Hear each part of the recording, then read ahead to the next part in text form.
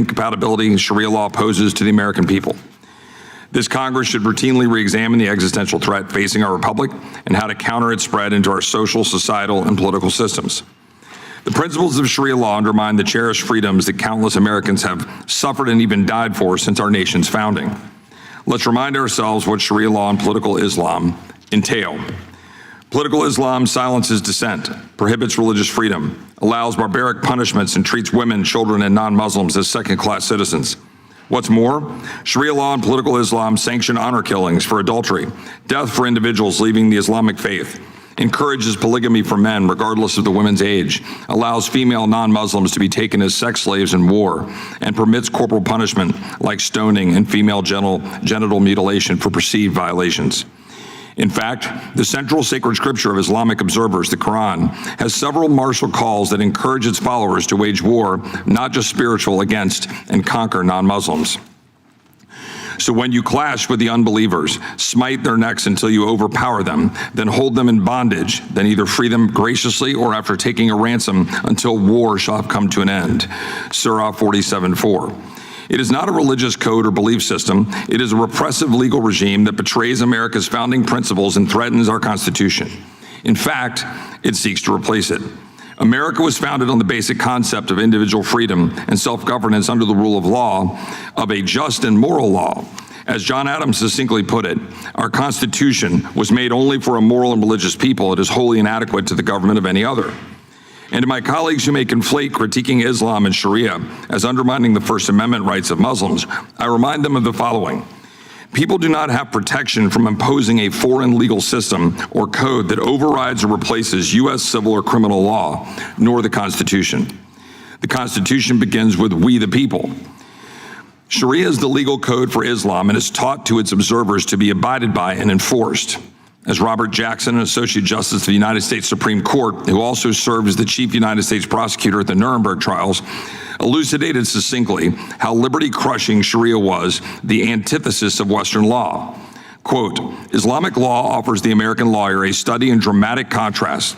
Its striking features relative to our law are not likenesses, but inconsistencies in its source, its scope, and its sanctions. The law of the Middle East is the antithesis of Western law. He was right then, and he would be right today. The radicals pushing political Islam do not want to coexist with America's culture and political order. They want to replace it. But you do not need to take my word for it. Islamists have stated this clearly themselves. Violent jihadist Saeed Qutb, a thought leader of modern jihadists and spiritual mentor for Osama bin Laden, led the Muslim Brotherhood in Egypt and surmised Sharia in his book, Milestones, as follows.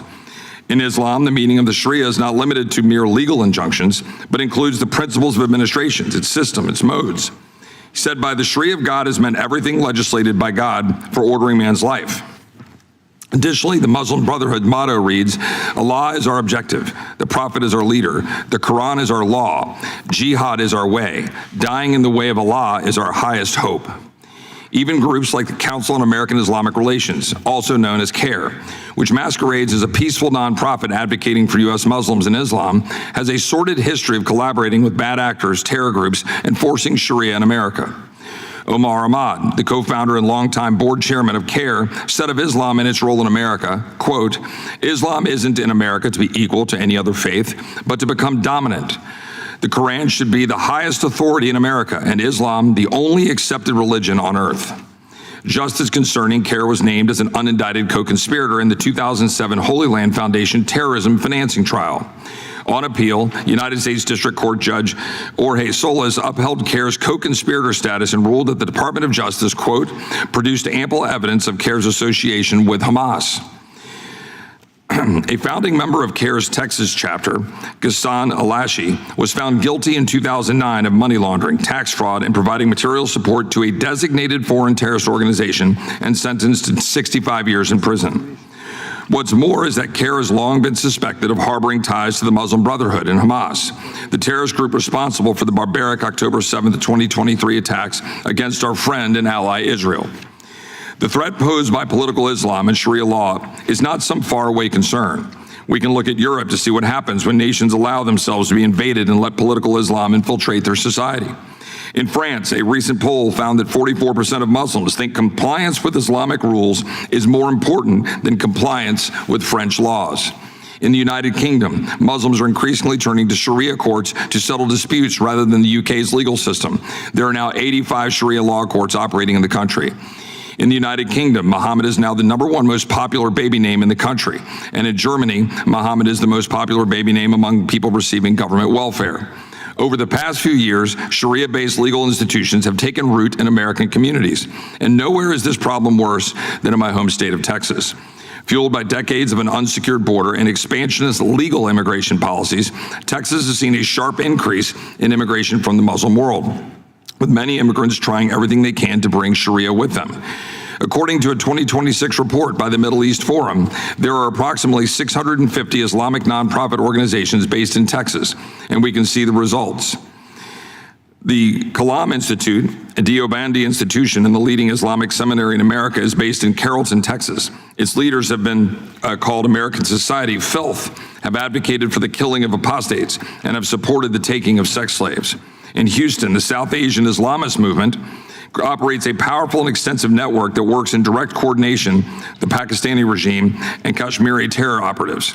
An Iranian regime, known as the Khomeinists, operates several mosques in Texas and supports a number of pro-terror activist groups. In 2024, members of Plano Mosque tried to create their own Islamic enclave governed by Sharia law within the state of Texas, and they called it Epic City. Thankfully, office holders, activists, and private citizens mobilized to try to stop Epic City from advancing for the time being. However, as much of a problem Epic City poses, Sharia has spread to other parts of Texas, attempting to transform the existing legal, cultural, and societal structures of these communities. For example, in January, Texas Tech medical student Muhammad Altaba, whose father is a Syrian imam and ties to the Muslim Brotherhood, bought the Amet Elementary School campus, an abandoned school in Lubbock, and converted it into the Gleaming Unity Center Mosque in 45 days. In March, taxpayer-funded school buses from Humble ISD took more than 30 students from Kingwood to the Islamist Spanish Centro Islamico in Houston, a controversial Dawah center that glorifies the Islamic conquest of Spain, and claims Latinos' roots are in Muslim Spain, and seeks to shape the next generation to view Islam favorably as part of a two-front strategy to expand Sharia's influence in America. Also in March, a report surfaced that the Islamic Center of Haltom City, Texas, had acquired and repurposed the former Christway Bible Church, a longstanding Christian site in Texas. The church was purchased by Mul Qura Islamic Foundation, which, according to their own announcements, aims to transform this traditional church into a vibrant Islamic center that will serve our community for generations to come. And just last month in Richardson, Texas, opened Al Amira Plaza, a 125,000 square foot office complex that now functions as a one-stop parallel society where Muslims can fulfill every daily need under strict Sharia compliant rules with zero pressure to integrate into the surrounding American culture. I could list more examples for hours. Just as alarming, shadow Islamic courts have popped up across Texas. One Dallas tribunal purports to render final judgments on disputes in accordance with Islamic jurisprudence, placing Sharia law above both state and federal law. Both these attempted community transformations and these Islamic courts run counter to Texas values and are repugnant to the American Constitution and our system of laws.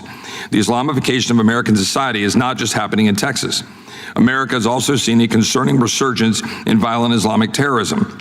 Since the last hearing on this topic in February, there have been 4 Islamic terrorist attacks in a 3-month span, including a naturalized citizen, originally from Sierra Leone, with a prior conviction for attempting to aid ISIS opening fire at Old Dominion University's campus while yelling Allahu Akbar, killing someone during the attack. The same day as the ODU attack, a Lebanese-born naturalized American citizen rammed his vehicle into the Temple Israel Synagogue and preschool in West Bloomfield, Michigan, in an allegedly targeted attack against the Jewish community, causing a fire and injuring on-site security personnel. 2 suspects with stated allegiance to ISIS attempted to detonate 2 improvised explosive devices near the New York City mayor's residence on Manhattan. Both suspects' parents immigrated to the U.S. from the terror-prone countries of Turkey and Afghanistan. And in my home in Austin, a naturalized citizen originally from Mauritania, motivated by extremist ideologies, opened fire on a crowd in Austin, Texas, killing 3 people and injuring several others before being stopped by law enforcement, all while wearing a hoodie with the caption, "Property of Allah." None of these tragedies needed to happen. Between our overly generous and lax legal immigration policies that allowed these attackers to enter the country in the first place, and our lack of adequate response to stopping Islamist ideology in its tracks, our nation remains vulnerable to Sharia law and potential terrorist attacks it could wreak. For too long, politicians, scared of being called Islamophobic, have failed to stop the spread of Sharia law and refused to put an end to the ceaseless immigration from the world of people who adhere to it. How many more Americans must die or succumb to Sharia law before we address this critical threat to our safety and our way of life? I've outlined much of what has happened related to Sharia in the 3 months since we had the last hearing in this issue. We cannot wait any longer to take meaningful and decisive action. I believe American citizens are worth protecting. America's Judeo-Christian principles upon which this country were founded is worth defending.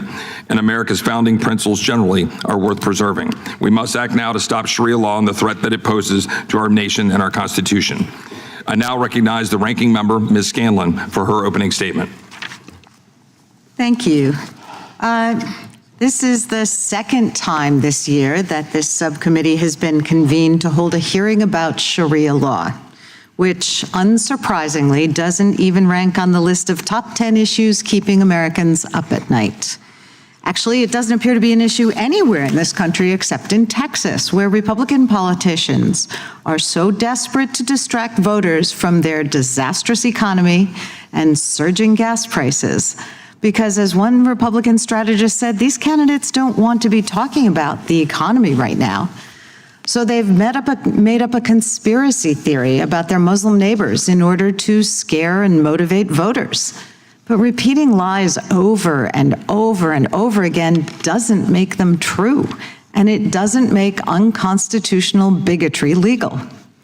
The last time the subcommittee convened on this topic, I wondered if our colleagues actually believed their own hysterical and wildly unsubstantiated claims about people of the Muslim faith trying to impose so-called Sharia law on the United States.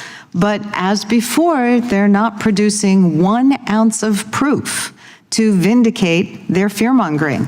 Tellingly, they've also not produced a single Muslim witness or expert on Islam or Sharia law. And now the only thing that's changed between the last hearing and now is that Texas's fiercely contested Republican primaries have moved into runoff elections, now just under 2 weeks away.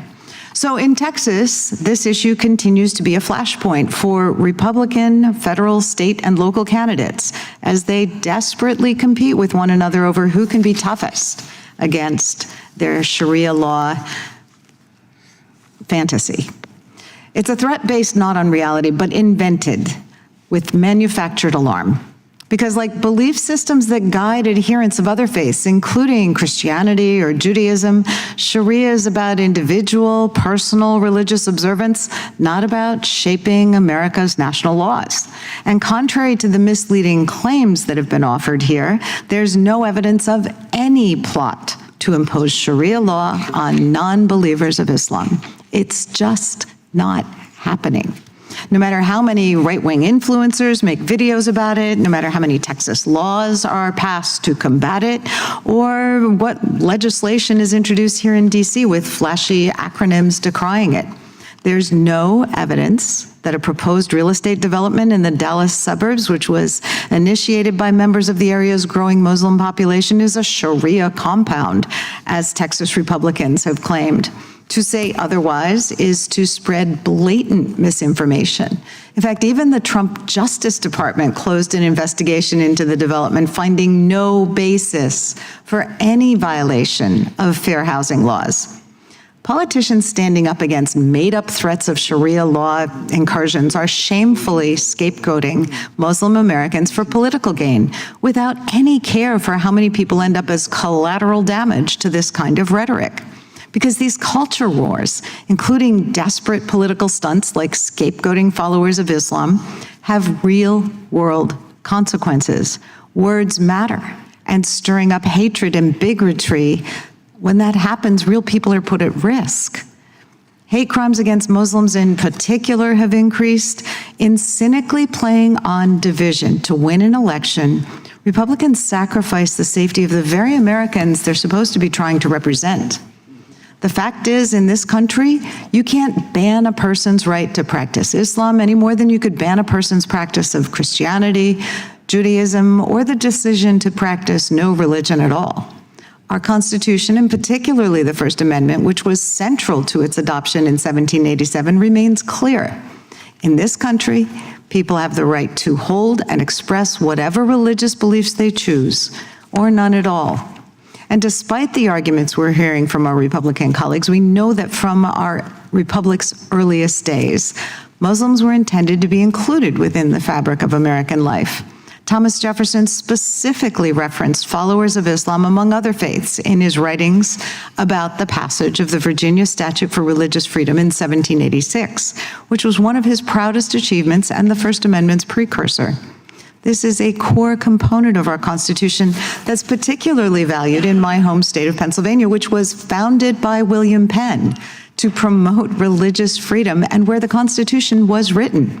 For hundreds of years, Pennsylvania has been home to people of many faiths and denominations, including Protestants, Catholics, Jews, evangelicals, Quakers, Muslims, Sikhs, and people of no faith at all. In my district, we have a growing cultural center, Africatown, founded by immigrants turned citizens, many of whom are Muslim, and who have made huge contributions to our economic, cultural, charitable, and civic life. One of our most cherished American values is that you don't have to agree with your neighbor's beliefs, but no one can use the power of the government to punish or discriminate against those who do. And since this is the Constitution Subcommittee, any of my colleagues who find that principle suspicious or foreign should probably take another look at the First Amendment and the oath they took to support and defend the Constitution. Unfortunately, over and over again, we've seen this White House and its Republican allies in Congress try to use the power of the federal government to spy on and target Americans whose opinions and beliefs they don't like, whether those are religious, political, or otherwise. But Americans know, we know at our core that if the government can go after one group, it can go after all of us. And that's why people have shown up, stood up, and spoken out about this kind of activity. Instead of trying to score political points at the expense of innocent people, I wish our Republican colleagues would focus on making Americans' lives better instead of going along with this administration when it starts tariff wars, which have driven up the price of housing, cars, and consumer goods, or slashing programs that Americans rely on for better health care, housing, energy, and nutrition, and starting foreign wars that have put Americans in danger, driven up the cost of gas, or making a tax on basic liberties like free speech, free press, the right to peaceful protest, or in this hearing, freedom of religion. We should be uniting behind these fundamental principles that make this country actually great, not fueling division by going after our fellow Americans with trumped-up charges, going after our family, our friends, our neighbors, and casting them as the enemy. So I'm hopeful that we won't have a third round of this pointless hearing, but with that, I yield back. I now recognize the chairman of the full committee, Mr. Jordan, for his opening statement. Thank you, Mr. Chairman. The ranking member talked about this is, conspiracy theory and fear mongering. It's anything but. This is looking at a real concern, and I appreciate the chairman doing that. But if we want to talk about conspiracy theory and fear mongering, look no further than the Southern Poverty Law Center. And the full committee will have a hearing on that issue next week. They were running a scam. They were paying people, one person, one source, they paid over $1 million to promote and create the hate that they told their donors they were actually fighting. What an operation they were running. You talk about fear-mongering and conspiracy theory, there you have it. And we'll be looking at this issue next week. The Biden Justice Department used the Southern Poverty Law Center to train prosecutors, setting them up as the standard for evaluating what's a hate group, what's not. So if you want to talk about conspiracy theory and fear-mongering, we'll get to that. That's all happening on the left. And the prime example is the organization that is now being investigated by the Department of Justice. So I appreciate the chairman and the work he's doing on this important issue, particularly in his state of Texas, and look forward to hearing from our witnesses and thank them for being here today. And with that, I yield back.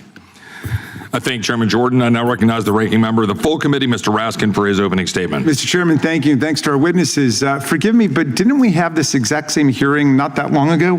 I think it's the fourth or fifth in the line, and I can't believe that the cupboard of Republican ideas is so barren now that in order to distract America from Donald Trump's illegal, unconstitutional, ruinous war and his ruinous, illegal, unconstitutional tariffs, and the spiraling price of gasoline and the unlivable economy he's created, that we have to go back and have this exact same hearing over and over again. Couldn't we come up with something else instead? It's not exactly working to reverse Donald Trump's precipitous slide into being the most unpopular president in American history, because that's where we are. So if we're going to have another religious convocation, perhaps next time it could be a debate between Donald Trump dressed up perhaps like Jesus Christ and the Pope of the Catholic Church, so the Pope can answer Trump's recent accusation that he's weak on crime.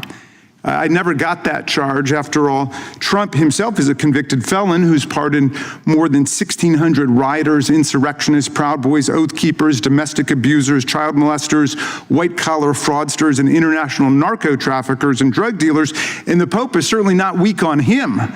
The Pope has made his views on Donald Trump perfectly clear, so I don't understand how why Trump is saying that the Pope is weak on crime. Anyway, I had this idea I wanted to float by my colleagues to perhaps create some legislative progress in this field.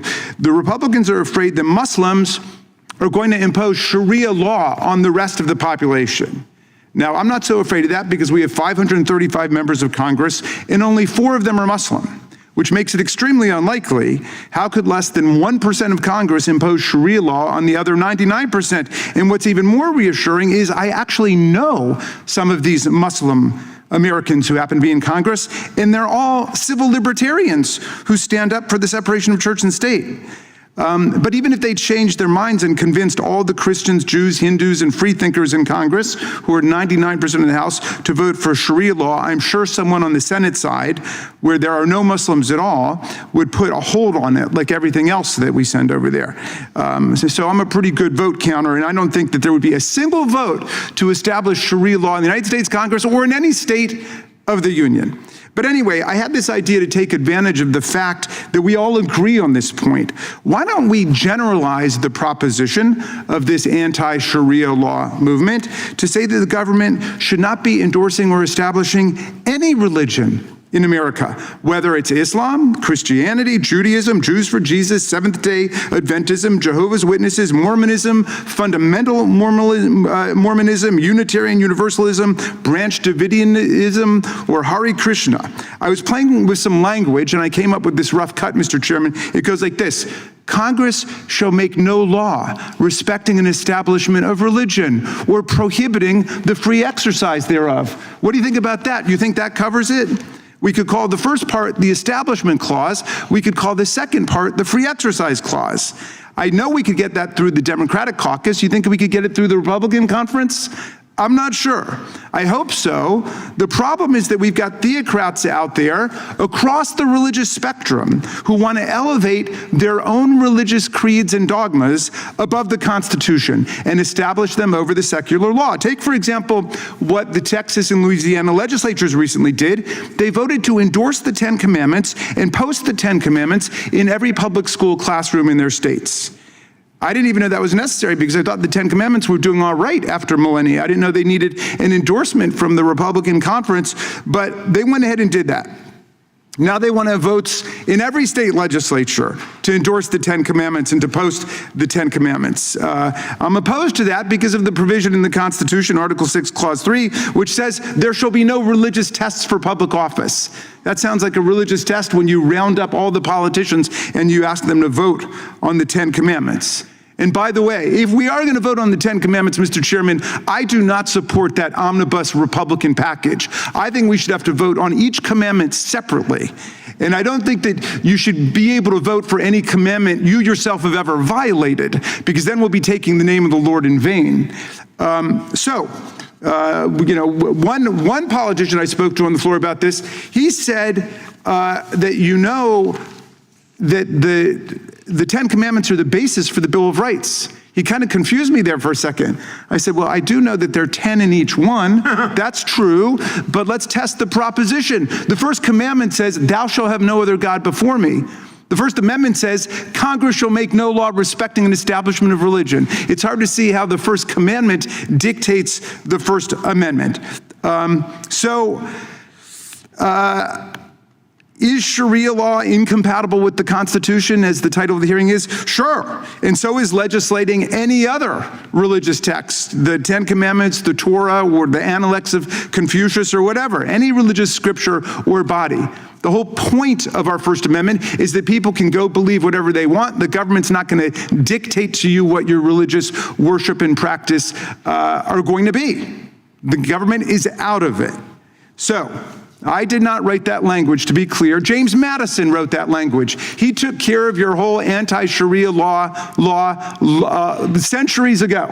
This is a complete waste of time. And he had the right idea. Madison would be appalled that the Fifth Circuit Court of Appeals just voted 9-8 to uphold the compulsory Ten Commandments display in every school classroom in Texas or Louisiana. If Louisiana can do that, it can compel display of the 5 pillars of Islam. Think about that. You really want to head down that road? The states could force display of the 10 precepts of Buddhism, the Analects of Confucius, or the 5 principles of Hinduism, if you can put up the 10 Commandments. And by the way, the 10 Commandments doesn't exist as one commonly agreed upon body of law. If you go online, you'll find like 10 or 15 different versions of the 10 Commandments. There's a Catholic version, there's a Lutheran version, there's a Jewish version, a Baptist version, Mennonite, and so on. You can, if you can compel display of 10 of them, you can compel display of all of them. There could be 100 commandments. There could be 150 commandments. So look, my friends, we don't need an anti-Sharia law, or an anti-Christian law, or an anti-Jewish law, or an anti-Hindu law. We've already got one forbidding the imposition of any religious orthodoxy, forbidding the endorsement of any religious orthodoxy. It's called the First Amendment.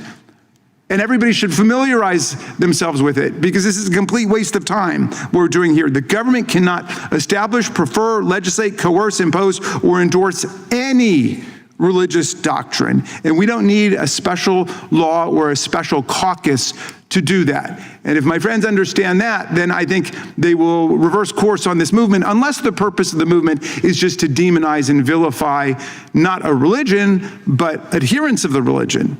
But then I would have to believe that my colleagues are actually out just attacking Muslims, attacking Muslim Americans, criticizing and vilifying them for their beliefs or their way of life. And I don't want to believe that. But I do challenge my friends to state one thing that an anti-Sharia law would do that the First Amendment doesn't already do. Tell me one thing that we would need to legislate that's not already taken care of by the Establishment Clause or the Free Exercise Clause. The real threat to our Constitution comes not from adherents of a particular religion, but from turning our backs on the Constitution and the First Amendment. Our freedoms are not under siege by a religious minority trying to build a community center, but they are undermined by lawmakers who would want to turn Americans against each other on a religious basis. And is it true that religious fanatics commit violent criminal acts? Absolutely.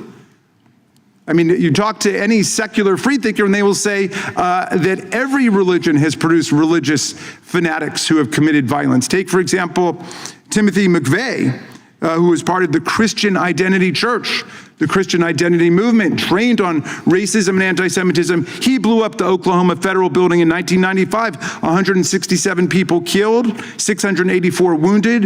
They blew up a nursery school.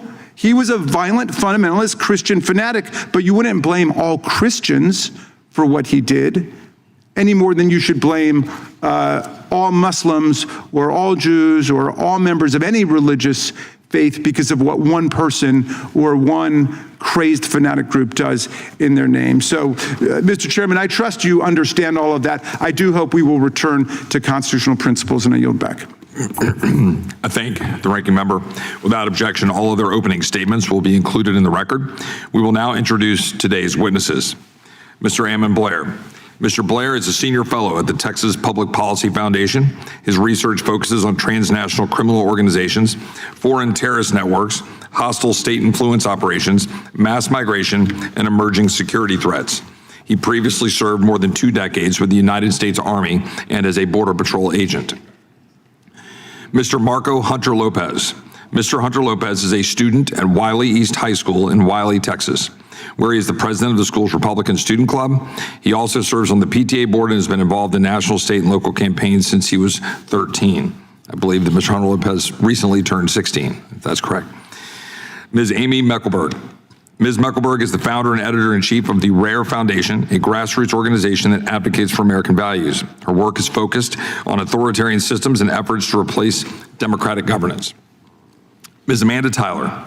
Ms. Tyler is the executive director of the Baptist Joint Committee for Religious Liberty, a nonprofit organization that advocates on matters of religion. She previously worked in Congress and private law practice. We thank our witnesses for appearing today and will begin by swearing you in. Would you please rise and raise your right hand? Do you swear or affirm under penalty of perjury that the testimony you're about to give is true and correct to the best of your knowledge, information, and belief, so help you God?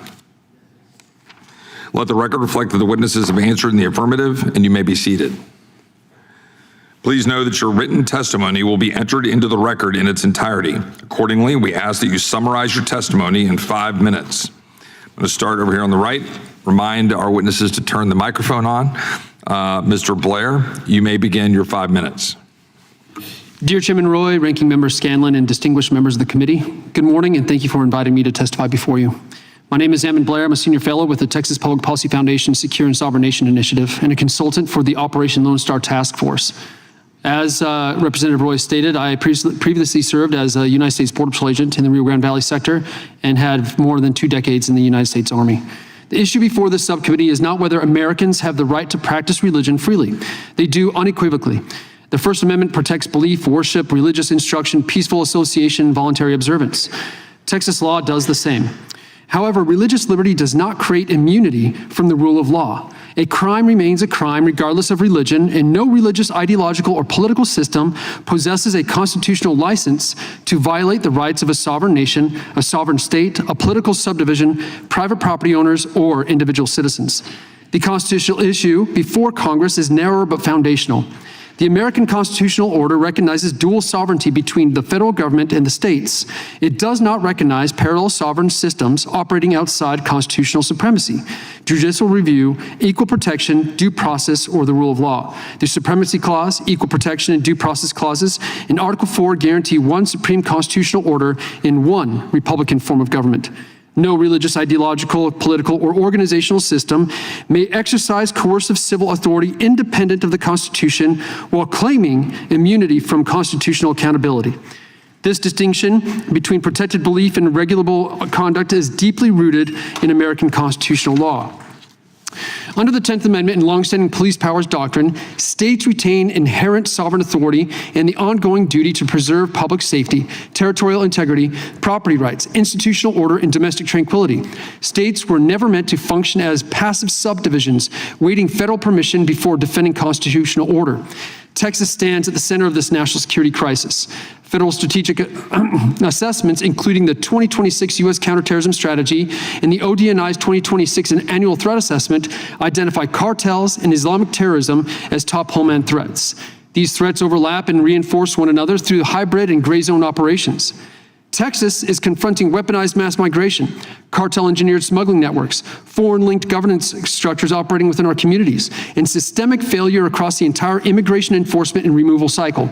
These dynamics have produced concentrated enclaves with limited assimilation and fragmented allegiances, environments actively exploited by foreign terrorist organizations, hostile states, and transnational criminal networks. Migration pipelines now function as operational infrastructure for coercion, illicit finance, transnational repression, and foreign influence. While all eyes are on conflict with Iran overseas, that conflict is not confined to distant battlefields. It is playing out right here on our shores. Iran has waged decades-long hybrid operations in Western Hemisphere and U.S. interior, leveraging proxies including Hezbollah, Hamas, and Muslim Brotherhood-linked networks alongside cartel smuggling infrastructure. These threat networks increasingly utilize gray zone tactics, operating under the threshold of armed conflict inside the United States. Through cyber-enabled influence operations, propaganda ecosystems, and online radicalization platforms to accelerate recruitment, coordination, and institutional influence. These networks exploit migration corridors and distribute institutional ecosystems inside the United States. They operate through nonprofits, charities, educational institutions, advocacy groups, media ecosystems, and political conditions to pursue influence, concealment, and institutional entrenchment. These networks pursue the very civilization jihadist process of settlement outlined in the Muslim Brotherhood's 1991 explanatory memorandum. That document calls for gradual institutional entrenchment to eliminate, I say, quote, eliminate and destroy the Western civilization from within, end quote, by building parallel power structures inside American society. Mass migration at scale can create operational and demographic conditions that facilitate long-term institutional entrenchment when vetting, assimilation, and constitutional integration mechanisms erode. The constitutional concern is not private worship or voluntary religious practice. It arises where systems attempt to establish coercive adjudicatory structures, assert Sharia as superior civil law, obstruct access to American courts, and subordinate constitutional protectives to alternative governing authority.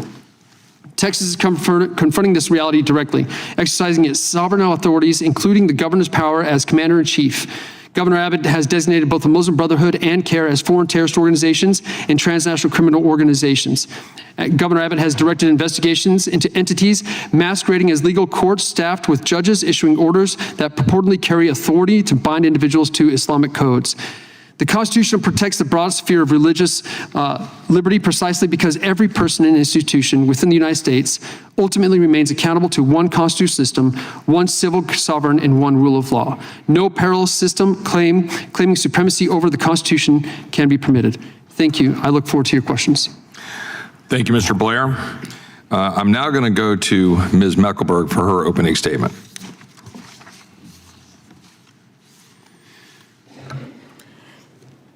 Distinguished members of Congress, my name is Amy Mecklenburg. I am founder of Rare Foundation USA.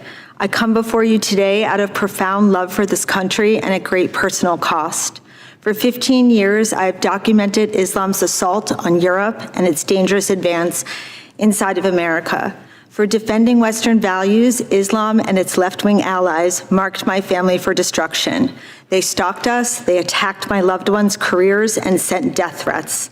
Today, I travel with armed security. A simple walk, a grocery run, opening my front door, none of it is safe anymore. Islam has taken that from me. The hardest part of this fight, though, has been watching my friends pay the ultimate price.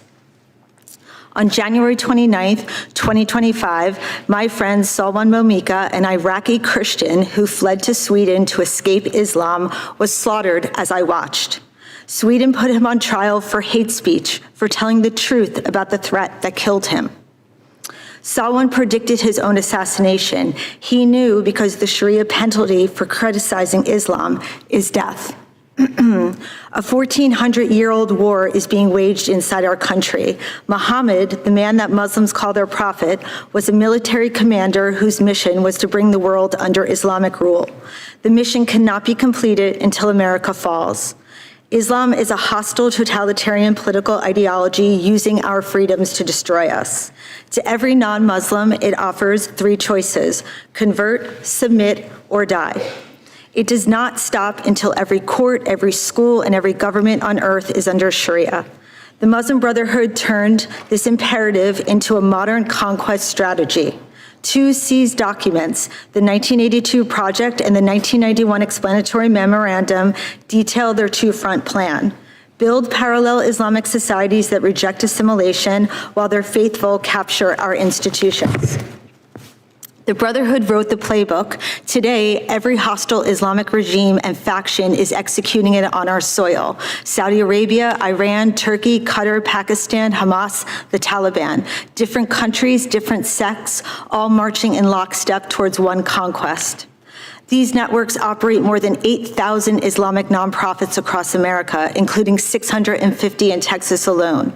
They built a parallel infrastructures, mosques, seminaries, school, Sharia banks, Sharia courts, Sharia clinics, charities, media, and political networks. They have no plans of assimilating. Texas and Florida are the Brotherhood's command centers. They are the clearest example of the first strategy: build massive fortresses where Muslims can live cradle to grave under full Sharia.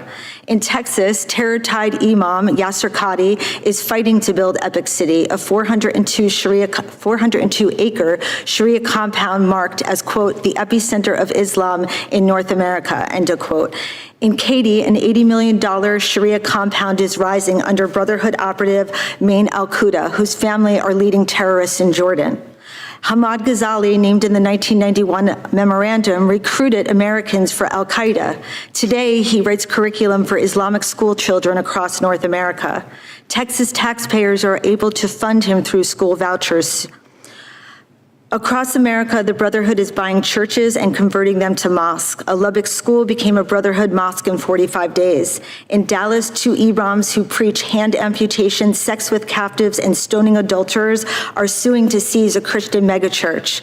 Garland, Texas hosts the U.S. headquarters of a Pakistani jihadi network that trains hundreds of terrorists, including the recent killer of the West Virginia National Guard member. In Florida, third-generation Brotherhood leader Magda El-Qadi Salah runs a self-contained Tampa enclave. A Houston mosque led by imam appointed by the Iran's supreme leader received $1 million in tax dollars while children pledged allegiance to Khomeini. Another Hamas-supporting Tex mega mosque hosted public school field trips while its imams preached that the fathers and brothers can kill adulterous daughters. Members of Congress, there is a little Muslim American girl right now born in Texas under our Constitution with every sacred right our forefathers fought and died to give her. She will never know any of them. Her own father, imam, and teachers raise her to believe she is worth less than half a man, and Islam's texts command this. If she is beaten, it is her fault. If she is raped, no American courthouse will hear her screams. If she is married off as a child to a pedophile, she will never know it is a crime. She is shielded from her birthright, raised to hate her own country, trained to subvert it. There are thousands like her and growing fast. This war's second strategy captures our institutions and cultures from within. Their operatives have penetrated our State Department, our courts, our school boards to subvert the Constitution and replace it. Hamas, doing business as CARE, has trained 50,000 lawyers, they boast of this, journalists, filmmakers, influencers to embed Islam and rewrite our history. When we object, they scream Islamophobia. Their super PAC floods our elections, mosque-run voter drives. Besides me is 15-year-old Marco Hunter Lopez. He will tell you how the Muslim Brotherhood student arm founded in Texas by Yasser Qadi's father is targeting Texas children. For speaking out, Marco's safety was threatened. Our nation's leaders are failing our children. Member of Congress, the American people are awake, Washington is not. We must choose the Constitution of the Quran, America or the Caliphate, freedom or submission. There is no middle ground. Thank you for your testimony, Ms. Mecklenburg. Ms. Tyler, I'll give you some extra time, okay? And to make sure it's fair. I will now recognize Mr. Hunter Lopez for his 5 minutes. Chairman Roy, Ranking Member Scanlon, and distinguished members of the subcommittee, thank you for the opportunity to testify today. My name is Marco Hunter Lopez. I am a 16-year-old sophomore at Wiley East High School in Wiley, Texas. I've been invited to speak regarding an incident that occurred on February 2nd on my campus in a widespread effort across Texas and the nation. Last year as a freshman, I founded the Republican Student Club because I wanted to foster a space for students who share the same values. What should have been a simple act of student leadership became a prolonged battle against school administrators who treated my group differently from every other club on campus. On August 16th of 2024, we met every requirement: 10 members, a teacher sponsor in a room. Other groups, including the Muslim Student Association and organizations supporting gender-affirming ideology, were approved without issue. Our club was denied for being political in nature. Administrators first claimed a district-wide policy against political clubs. Then, after weeks of emails requesting the policy in writing, they admitted it was simply how they felt. Only after more than a month of emails, pushback, and enormous efforts were we approved. Even then, we faced hostile scrutiny. Principals were caught taking down our approved posters while I was out of town. I have a documented timeline of specific instances of an unfair treatment being pulled into the principal's office, cornered, and talked down to. After we hosted two guest speakers last year, the principal tried to impose new rules on the fly. My father even had to help create a guest speaker form to protect me as a minor. This pattern of censorship against our club stands in stark contrast contrast to how administrators have handled the promotion of Islamic ideology and including Sharia. On February 2nd, I was leaving a meeting and was walking to the cafeteria for lunch, and I saw a large booth labeled Islam set up in the school. 4 adult women from the organization Why Islam were there. I was confused and did not want to give it attention, but after discussing it with my friends, we decided to approach the booth. I had a discussion with the women, one in particular who they kept referring me to because she knew most of the theological questions. As we tried to understand their goal, I looked over and saw multiple pamphlets spread out, one of which was explicitly titled Understanding Sharia. This was very concerning to me and other students.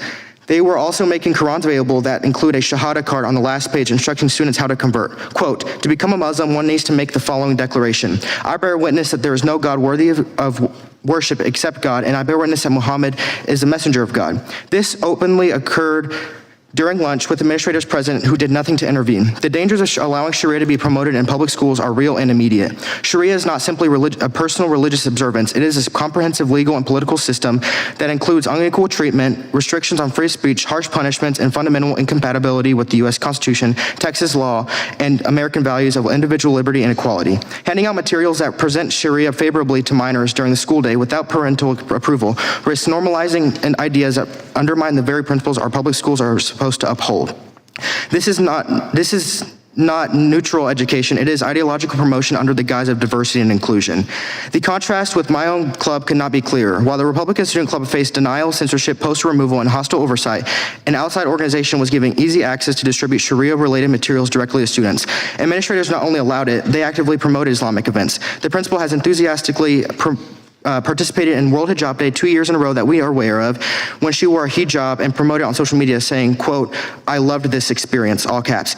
The district now offers halal meals, a dedicated prayer room for Islamic observances, and has placed a Quran in at least one middle school library while no Bible is offered. Conservative and Christian student groups have never received comparable accommodations or leeway. This is not mere negligence. It is complicity through selective enforcement and viewpoint discrimination. School policies and state law regarding outside organizations, religious materials, and guest activities were bypassed and ignored. No one stopped the distribution of the materials and Sharia pamphlets in my high school. After not attending the school the next day due to safety concerns, we had to meet with the school resource officer, and 2 administrators. When my mother asked if the principal could notify teachers to keep an extra eye on me after I received these threats, the principal's dismissive "you can" revealed the lack of accountability and leadership. The administration has turned a blind eye or actively enabled the introduction of Sharia-aligned influence while censoring other viewpoints. The Why Islam organization and event has documented links to the Council on American Islamic Relations, the Islamic Circle of North America, and the Muslim Brotherhood, some of which has been flagged by the governor of Texas as terror-linked. Yet district leadership has refused to address these connections. Public schools must remain neutral. They exist to educate, not promote foreign legal systems incompatible with our own constitution or favor another ideology over another. What is happening in suburban Wiley is not isolated. If Sharia can be introduced this easily in a small suburban town of Wiley, can happen anywhere. I urge this committee and lawmakers across the country to demand full investigations into these organizations and reject any ideology or political system that is at odds with American law. Parents and students deserve transparency and protection from ideological capture. What began as my effort to start a simple conservative club has revealed how quickly institutions can be compromised and captured when we remain silent. Thank you for your time. I'm happy to answer questions and provide further explanations from my firsthand experience. Thank you. Mr. Hunter Lopez, thank you very much for your testimony. Thank you for your courage in coming up and testifying. I believe you're the first minor in this Congress to testify in the Judiciary Committee, and we appreciate you coming forward. Ms. Tyler, you'll have a very liberal 5 minutes for your time to keep things balanced. You may proceed. Good morning, Chairman Roy, Ranking Member Scanlon, members of the subcommittee. I am Amanda Tyler, Executive Director of Baptist Joint Committee for Religious Liberty. As a constitutional attorney and Baptist Christian, I'm honored to be here to offer testimony about how targeting individuals and groups based on religion violates our country's constitutional commitment to religious freedom for all. In this 250th year of American independence, our country has the opportunity to reaffirm the foundational values that unite our diverse people. Core to what it means to be an American is a rich religious freedom tradition that protects the free exercise of religion of all people by ensuring that government not single out any one religion for special favor or disapproval. Our founders made a deliberate choice to disestablish religion from government control. They did so with the experience of government establishments of religion in the places they emigrated from and in the British colonies.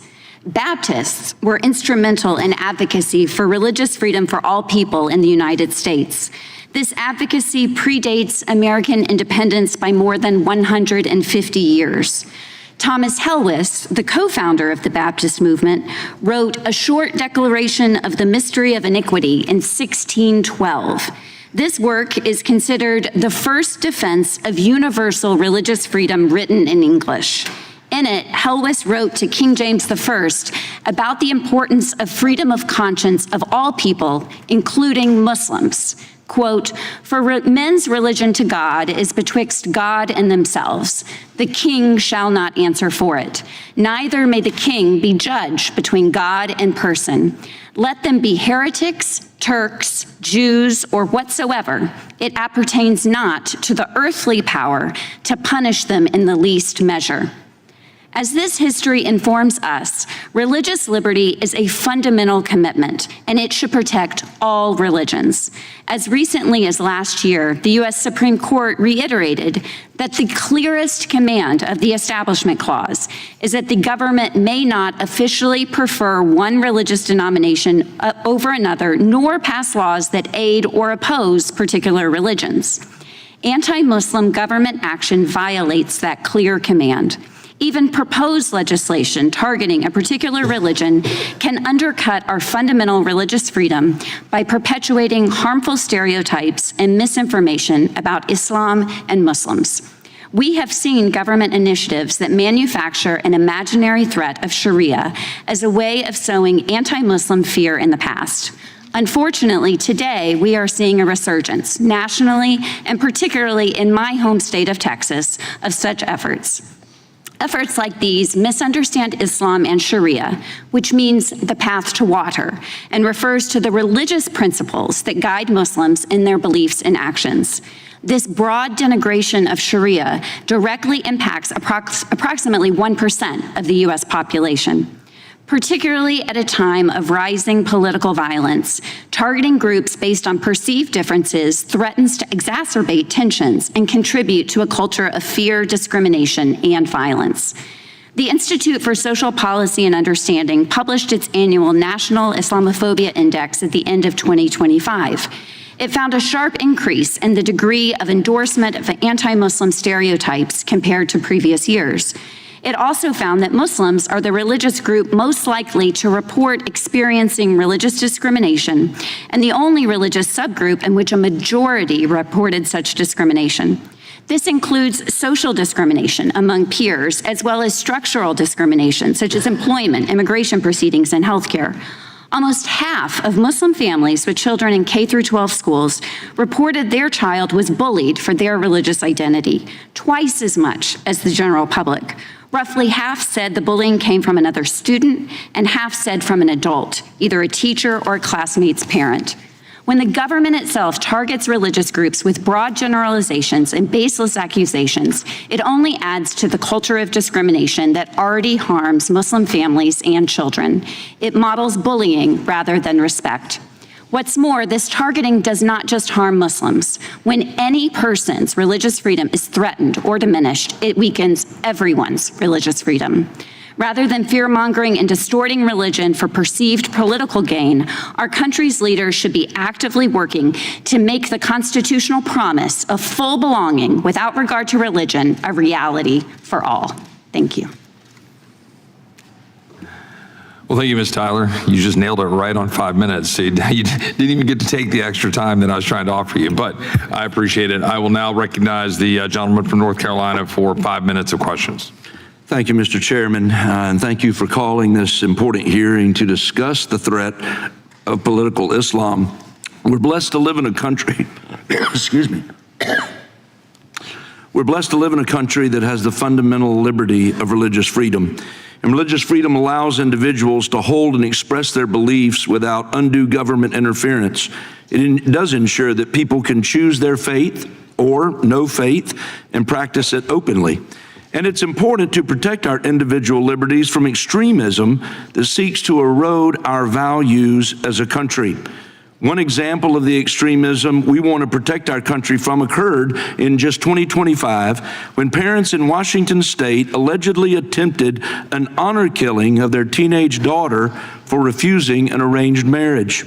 This appalling level of extremism is incompatible with our way of life and must not be allowed to take root in our country.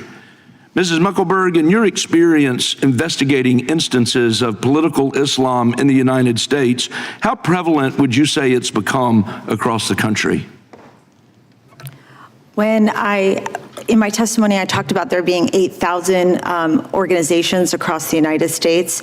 They're working in lockstep. It is extremely prevalent and growing massively. So in your view, does political Islam pose a threat to the fundamental values of American democracy? Yes, it does, and they openly say it. Well, Mr. Blair, I want to come to you for just a moment. During the 4 years of open border policies under the Biden administration, people from all around the world came into our country, frankly, without any vetting. We've seen that. The failure to secure our border provided those who seek to commit violent acts against the United States with a perfect opportunity to enter our nation undetected. And Mr. Blair, how did the Biden administration's open border policies impact the spread of political Islam in the United States?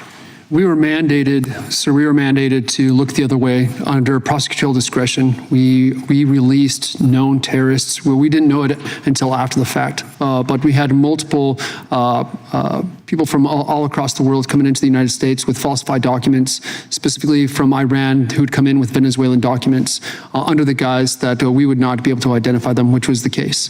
And that's why later on, Representative Gonzalez was able to, through a FOIA, find out how many on the non-disclosed docket of the criminal illegal aliens that we released. There were, and I think there's a little over 600,000 of them that Border Patrol and ICE released during that time period. And would you say there's security threats that grew during that period that we're still dealing with even today? 100%, sir. I mean, a lot of the information that was given to us as Border Patrol agents when we were on the ground was misinformation. And we didn't have that at that time, even to this day, be able to vet the information, whether that's going to be the sponsor, whether that's going to be the country of origin, even their age, even their, or their family status. We couldn't really vet any of that. And so now when ICE is trying to conduct operations or target operations, they have that bad information where they're going out city to city trying to find those that seek harm to our communities. Thank you, sir. I want to come back to Ms. Muckelberg for just a moment. During this subcommittee's last hearing on this topic, I discussed how the FBI had successfully thwarted an ISIS-inspired terrorist attack in North Carolina. In that story, you may recall, it was a national story. Christian Sturdivant, 18-year-old, sought to become a martyr for ISIS by planning to carry out a deadly attack on New Year's Eve in Mint Hill, North Carolina, which is right in my district. Following that incident in North Carolina, I want to ask you, do you believe there's been an increase in ISIS using social media chat rooms and other features to radicalize Americans? Yes, and it's something that we actually saw. I spent 10 years really hyper-focused and working in Europe, and it was probably one of the biggest threats, the way that ISIS and many different other Islamic jihadist groups are using social media, are disseminating very terrifying videos, and imams and their organizations, they're pushing nonstop videos and nonstop recruitment efforts, yes. Thank you. Mr. Hunter Lopez, let me come to you real quickly in the last few seconds I have. Thank you, first of all, for coming and testifying today. Since that incident occurred and the school district officials took full responsibility for the situation, have you seen a change in how the school has approached student clubs on campus? Yes, so I've actually, I have a lot of relationships with a lot of teacher sponsors for different groups, and they said that they're trying to say that they're putting these new policies in paper, but in terms of the way that certain people are still being treated, there are still conservative students, including myself, that are still being treated unfairly according to the standard they're holding for other people. Well, I applaud you for speaking out about this and coming to testify today. Mr. Chairman, I yield back. I thank the gentleman from North Carolina, and I'll recognize the ranking member of the committee, the gentleman from Maryland, Mr. Raskin. Thank you very much, Mr. Chairman. My colleague just spoke of apparently a Muslim family where there was an effort to kill their own daughter in a so-called honor killing, if I understand it correctly. Murder is against the law in America. Whether the parents are Muslim, Christian, Jewish, Hindu, or anything else.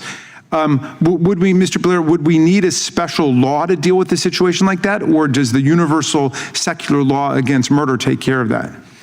The current law takes care of that right now. Good, okay. So I'm looking at an article about a Christian group, an extremist Christian group that calls themselves the Army of God, that's taken credit for bombing abortion clinics and lesbian night bars. Do we need a special law against Christian extremism or Christian violence, or do we just hold them to the general secular law against blowing up health clinics and bars?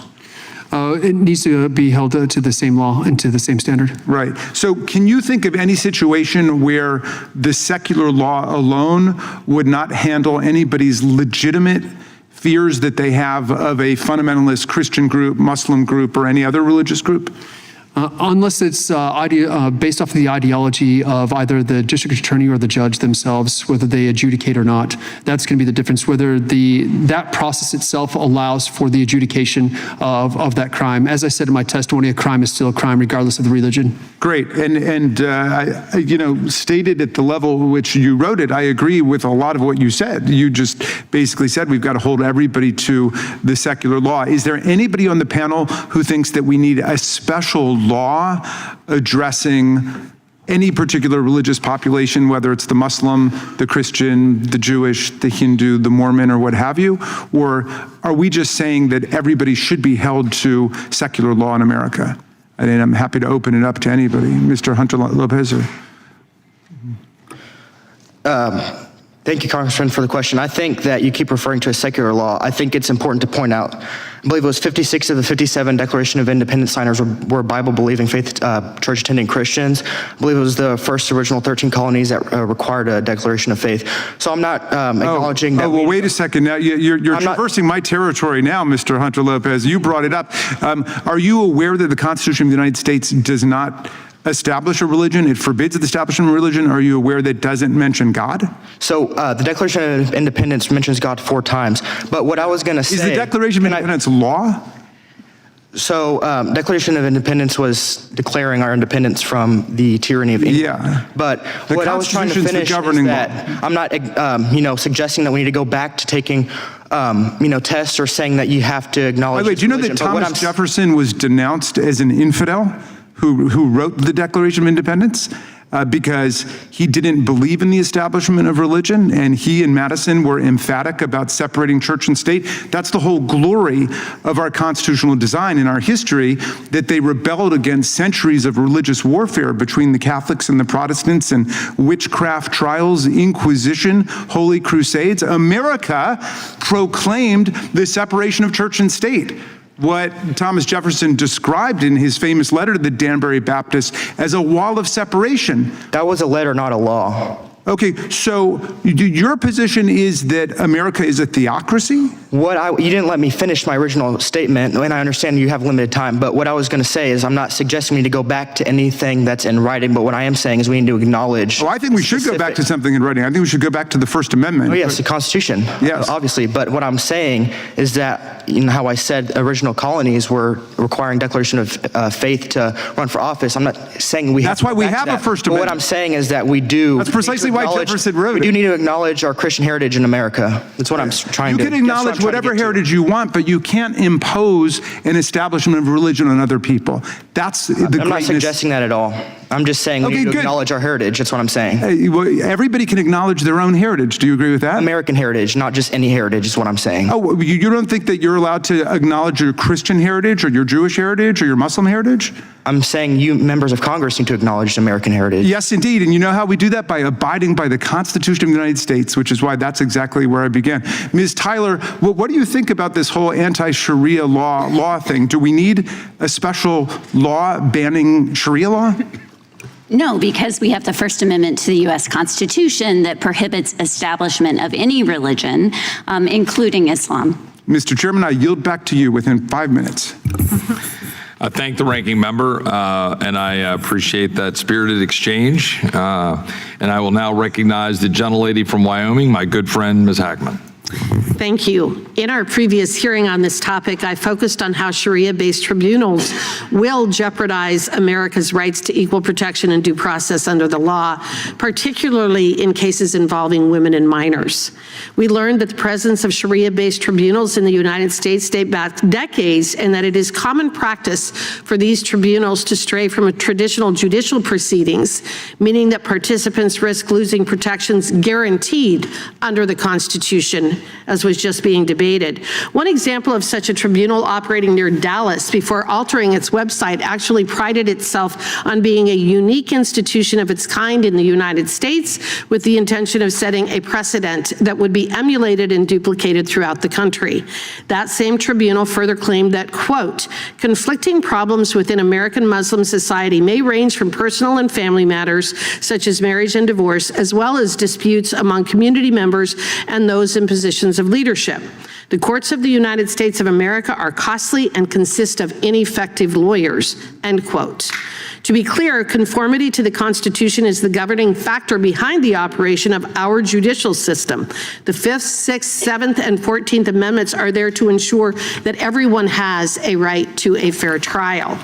While the First Amendment is intended to ensure that every American citizen can practice the religion of their choosing, it does not permit any parallel tribunal or body to supersede the role of our judiciary in the protections of those constitutional rights. Ms. Mecklenburg, Sharia-based tribunals often label themselves as offering voluntary services, but is it not true that individuals have been coerced into using these bodies because of social, familial, and other community pressures? Yes, I was actually saying earlier that right now in communities all across Texas, all across different places throughout the United States, from birth to death, they now have full operational societies, that somebody could actually be born in America and never have to operate outside of and deal with any kind of non-Muslim. So within these societies, they have their courts. And if you notice, most of the imams that are the heads that are coming from outside the country are Sharia judges. And these Sharia judges hand down these different, they use many different names. They will say that they're an imam, they're a Sharia expert, a Sharia jurist, etc. But if you go and you look, these are the people who are acting as the judges within these communities. And there's an entire organization around this. If you look up the Assembly Muslim of Jurists in America, they're issuing fatwas. We have fiqh council people who are also, again, that's a Sharia judge. These are people who are putting out fatwas that you can kill apostates, blasphemers. This is happening inside America. And again, that's clearly a violation of the Constitution and the rights of the individuals who are involved in those tribunals, correct? Correct. All right. And another characteristic of American courts is generally the presence of robust oversight. We have court records, decisions are easily accessible, attorneys are present, and the transcripts of proceedings are properly recorded so that we know what happens in our court system. Would you please explain how does this oversight compare to the operation of a Sharia-based tribunal? This is handled inside the community, so you'll never know of any of these things. And that's the problem that I always have with, we say, when I say we're failing children and we're failing minorities and women, and things are happening in these communities that nobody ever knows of. And there is no voice for the little girl who's being born in this community. She doesn't even know what her rights are in this country that she's being born into. So again, she is answering to her family, she is answering to her imam, and she is answering to the person who is the expert in Sharia within her community. But at the same time, she's not able to fully exercise the constitutional rights that have been bestowed on her. Absolutely not. So in terms of, are there judgments or rulings cataloged? Are they consistent from one imam to another one, or one Sharia-based judiciary to another one? Yes, and I think that's why when you look up the assembly, this one body, they're handing out the different legal, it's the legal arm inside the community. But again, are there different variations that different people follow? At times, but that's why they have, and again, if you look up the Fiqh Council, where Yasser Qadhi is the head of, or you look up a place like Amja, where they're pushing out these different fatwas that all the mosques are following, it does act as the governing body, the legal body, I'm sorry. Just very quickly, in light of the disaster of the open border Biden administration, have you seen an increase in the attempt to enforce or impose Sharia law in the United States? Absolutely, because within these communities, they are also, they're absorbing the refugees coming in. That's what they're hoping for, to increase the numbers. Thank you. I appreciate your testimony. I yield back. I thank the gentlelady from Wyoming. I'll now recognize the gentleman from Tennessee, Mr. Cohen. Thank you. I am the gentleman from Memphis. Tennessee has divorced me from their state, and I accept the divorce. I represent Memphis. Redistricting, which we've had in this country, and I was recently redistricted, is a bigger threat to our country than anything we're talking about here. Sharia law is not good. I'm not for it. But I think that Sharia law is where people have decided they want to be in the courts, and they agree to the jurisdiction. They're not going out on the streets and bringing people in. In the legislatures in the South, because of Donald Trump's fear of oversight in the next Congress, fear that his extreme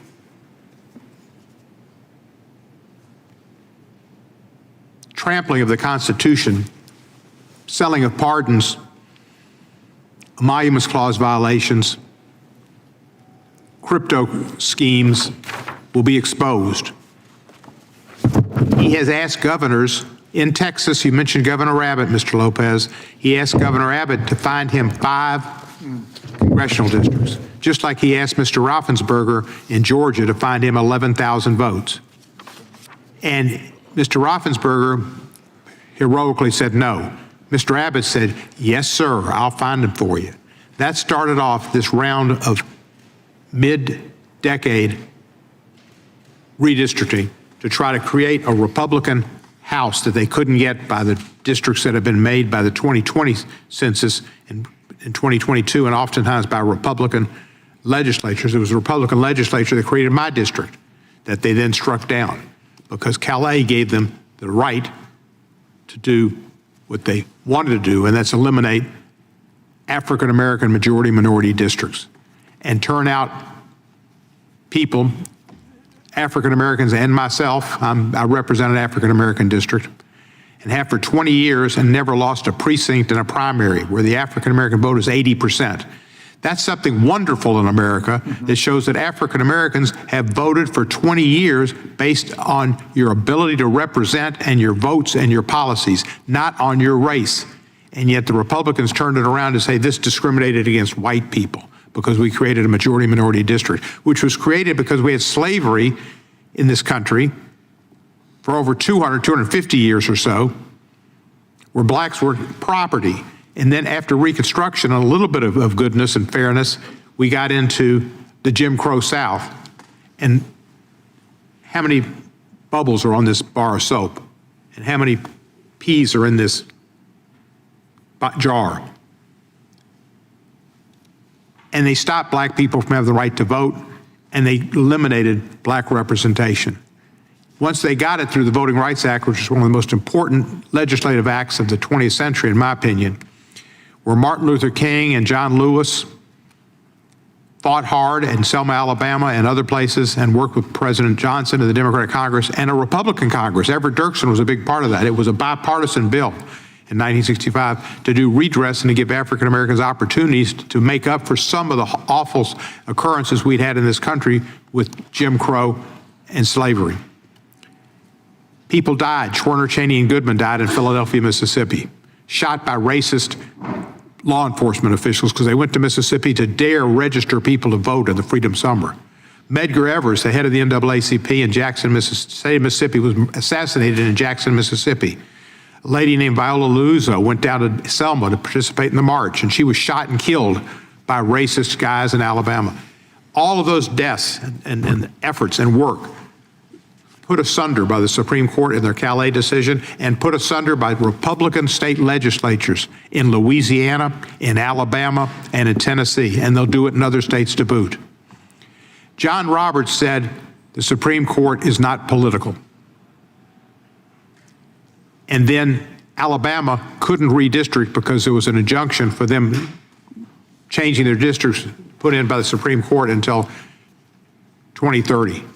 Alabama asked them to lift that injunction. They did it in a second. And Alabama is going to have one less African-American seat.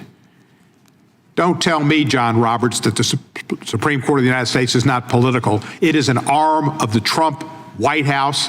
They took this case up when they did because Virginia had given delegates to the Democrats and they needed to act. The political arm of the White House is in the Supreme Court. Those are the type of hearings we ought to have. We ought to have hearings on the changes in our laws that don't allow people to be represented in the Congress and changing the rights and the opportunities for African Americans to be equal citizens of this country, and it's being turned back. Sharia law, yeah, let's take it, not a good thing, but nothing like what's going on in the legislatures and from the White House. America is being destroyed from within 1600 Pennsylvania Avenue.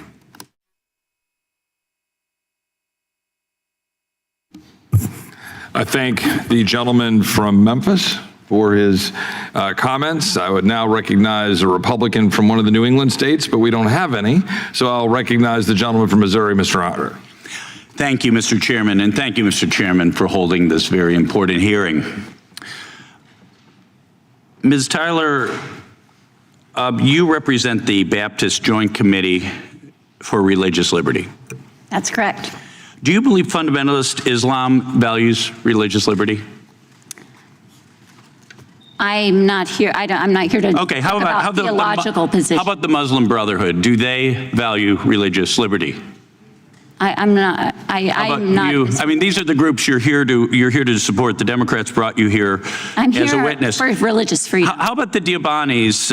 Is a Southern Islamist sect affiliated with the Taliban? Do they value religious liberty? They're in Texas right now too. I'm not familiar. Yeah. with that Okay. group. How about the Barlavelis, South Asian Sunni Islam sect? They're in Texas too. I'm not familiar with that group. How about the Salafis? Let me know if you know any of this. The Khomeinists, the Turkish Islamists, all represented in various mosques and Islamic centers in Texas. Do any of them value religious liberty? I'm not familiar with them. Okay. Do you believe religious liberty is valued and upheld in the Islamic Republic of Iran? I think that that's a theocracy, and so therefore it is not the constitutional democracy that we have that is built on the foundation of religion. Yeah, how about the Taliban in Afghanistan? Yeah. I think those are examples of Islamic states that don't support religious freedom. Okay.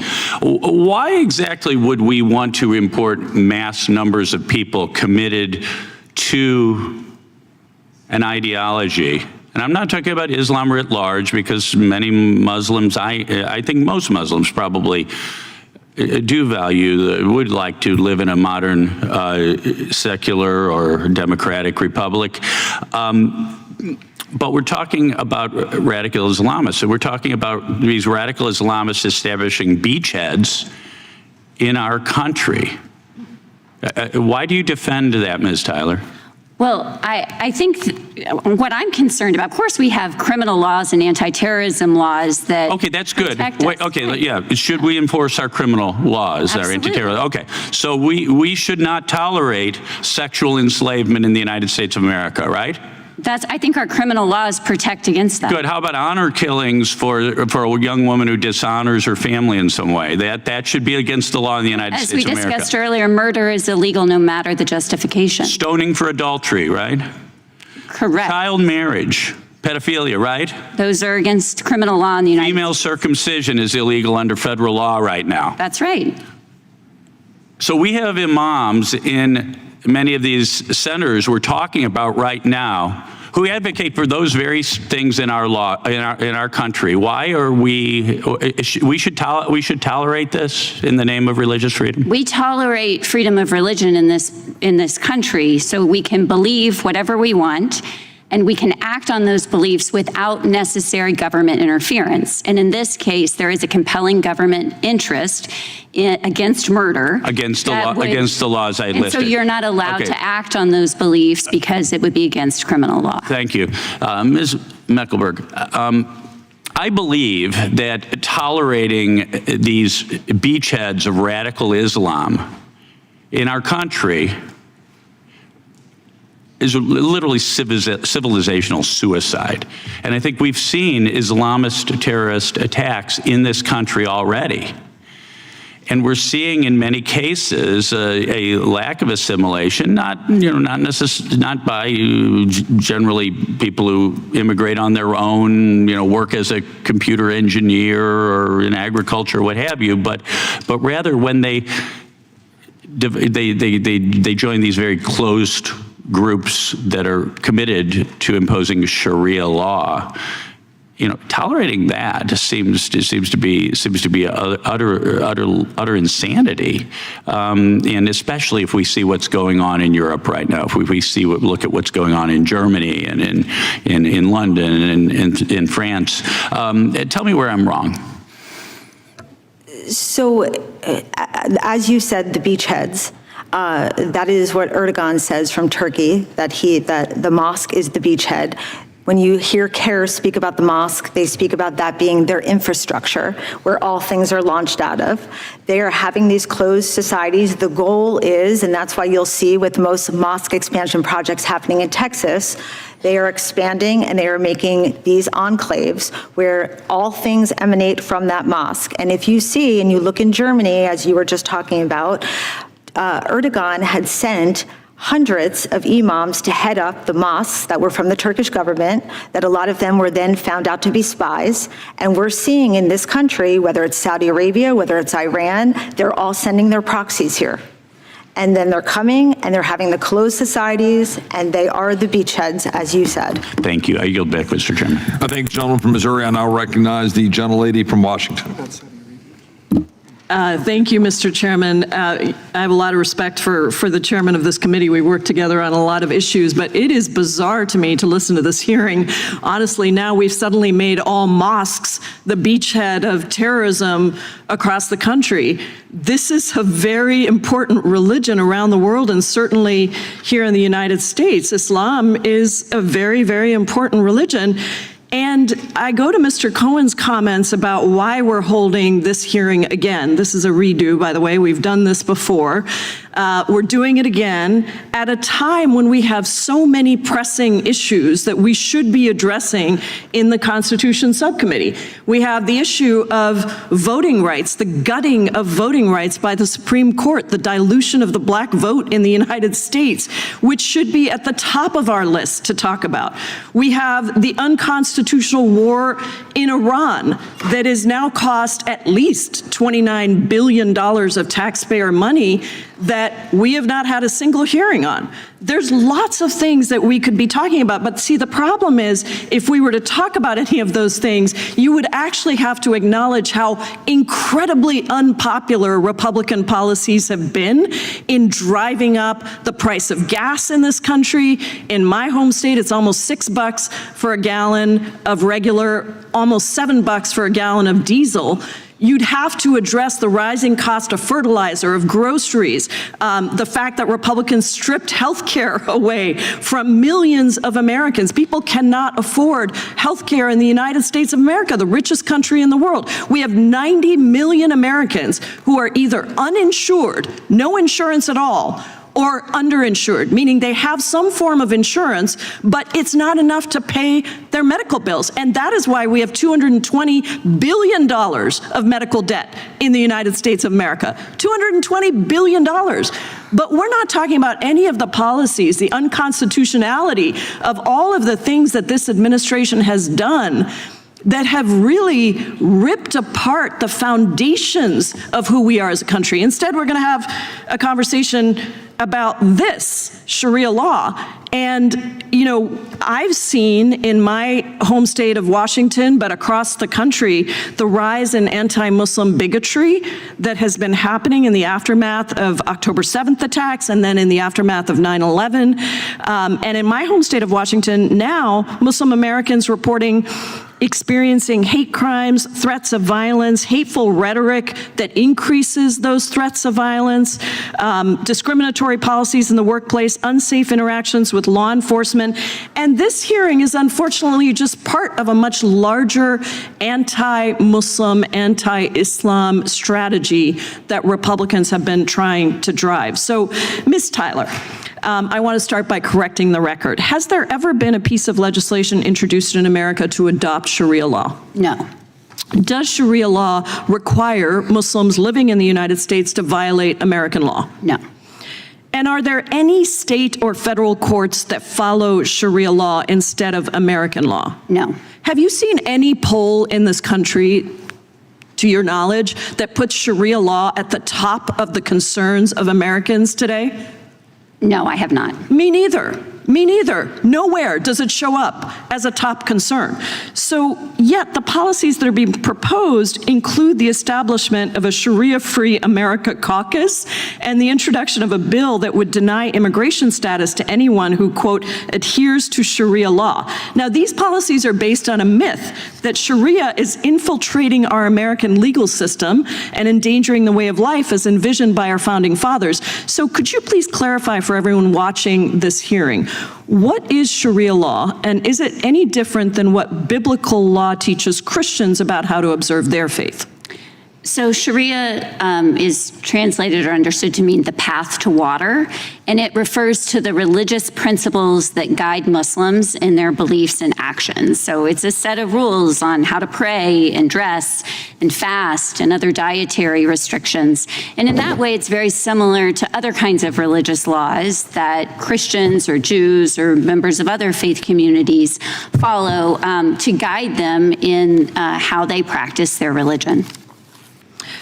In many religions, there are extreme and violent sects that don't represent the vast majority of observance of the faith. You've done some work documenting the rise of extreme white Christian nationalism and its influence in deadly shootings in Charleston, Pittsburgh, and San Diego.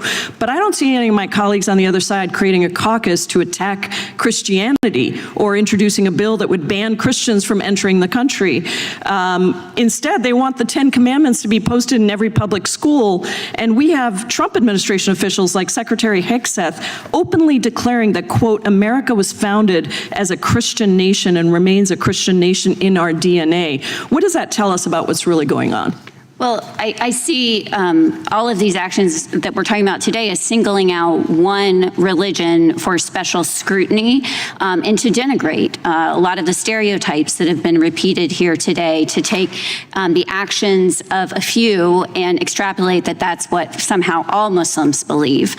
When we would never, as Christians, say that, for instance, like the killer at Mother Emanuel AME Church, who claimed that he was there because of his religious beliefs, we wouldn't say that that extrapolates to all Christians. And so it is a double standard and a very harmful one that causes violence and discrimination against our Muslim neighbors. And undermines the principle of religious liberty. I thank you, Mr. Chairman, for your indulgence. I yield back. No, I thank the gentlelady from Washington. I'll now recognize my friend and colleague from the great state of Texas, Mr. Gill. Thank you, Mr. Chairman, and thank you for holding a very important hearing, and thank you to the witnesses for taking the time to come here. Mr. Hunter Lopez, I'd like to better understand your story. I think it's important, and thanks for being here and being boldly telling us about what happened. Can you tell us what are the requirements to create a student club at your school? The requirements are to have 10 members, a teacher that's willing to sponsor, and a room to meet. And did the Republican club that you formed meet those requirements? We did on day one. It did, and was your club allowed to be created? No, we were actually notified that we were denied due to political nature, even though other ideological groups, including groups promoting gender-affirming ideology, were approved. Why do you think the school had such a sort of obvious double standard? I'm not sure if it's the educational establishment. It could be any of those. It could be the principals that have been in the system for a while. They just don't want conservative values. I think it's a trend we've seen with, how Charlie Kirk was on campuses and on high school campuses. I think that they think conservative values are a threat because they're true. And how has the school administration either encouraged or supported World Hijab Day? Our principal actually wore the hijab 2 years in a row that we know of. It could be more. She's posted it, promoted on social media, saying she, quote, loved it, all caps. And they're just promoting these events like nothing, but our club, on the other hand, has to receive strict, first of all, we weren't approved in the first place, and then once we were the only club that couldn't have other privileges that other groups had, and they took down our posters. And so there's just a lot of things in this double standard clearly to favor the Islamic group. Is it true that your school's libraries offer Islamic literature, like the Quran and other things? Yes, so McMillan Junior High and Wiley ISD offers a Quran, but no Bible available. But no Bible. So there's a Quran, but the Bible's not allowed. Correct. Is that true in multiple libraries? From what I know, confirmed it's McMillan Junior High is one that I know of. I can look at the other libraries and submit them to you if I find any other findings. Okay. Have you talked to the school about why they would allow a Quran but not a Bible? So I haven't, the principals actually run away from me and hide, so I can't have a discussion with my principals because I act like an adult and they act like children. Yeah, well, you very much are acting like an adult. They probably don't want to be on the record with that policy, given how egregious it is. When clubs such as your sponsor visitors to come to the school and speak about club interests, whatever they are they subject to security screenings? So when our club has guest speakers, including a state representative or a congressman, we have to submit 2 weeks in advance paperwork. We have to submit a week in advance background check. We have to submit their staff if they're coming. All these lengthy processes. I often have to miss my lunch period and skip lunch, skip a meal to fill these out. But on the other hand, the Islamic group got favorable treatment. Okay, yeah. What were the security protocols that were in place for the Islamic group? From what I know, none. None? From what I know. So typically, you have to go through a lengthy background process, but this Islamic group didn't have. Correct. Obviously, they didn't background check, the organization because it has multiple terror links, and they didn't. I guess they didn't check the Sharia pamphlets that they gave us or the Qurans with the Shahada card. They were perfectly fine with it because the principal was there that day just looking at it perfectly fine. What's been the response from the school since you've been public and vocal about this double standard? Like I said in my opening testimony, when my mom had requested the principal to email my teachers, because I had to miss school for the first day after that and had to go late the second day because of death threats and things like that. And my mom had asked the principal to email my teachers just to keep an extra eye on me. And the principal told my mom, you can. So it's really, that speaks volumes to the approach of leadership that the school has and the school district has, because I guess they just wanted to dismiss my safety in that moment. You received death threats? Yes, sir. What were some of the death threats? Could you tell us about them? I had people saying that they were going to be at my house waiting for me to get home and they were going to shoot me. I had people telling me to kill myself, a lot of different things. But I know nobody can proclaim anything over me because I wake up every morning with victory with Christ. Amen. That's exactly right. What has the school's response been to these death threats? Like I said, that first day it was very dismissive. I actually received a death threat last year, and I believe I have emails, and I could submit them to the record of the principal saying, "Oh, things are already taken care of." Very, I would say, downgrading it or just minimizing specific situations. I can submit those emails to the record. I just want to be clear. You had a threat against your life, somebody saying that they were going to come to your house and murder you. Correct. And your school's response was dismissive. Correct. Got it. Thank you, Mr. Chairman. That's the end of my time. Thank you. Appreciate it. I thank my friend, the gentleman from Texas. I will now recognize the gentlelady from California. Thank you, Mr. Chair. You know, of all the things to hold a hearing on today, why this? A Sharia-free America. Oh, that's right.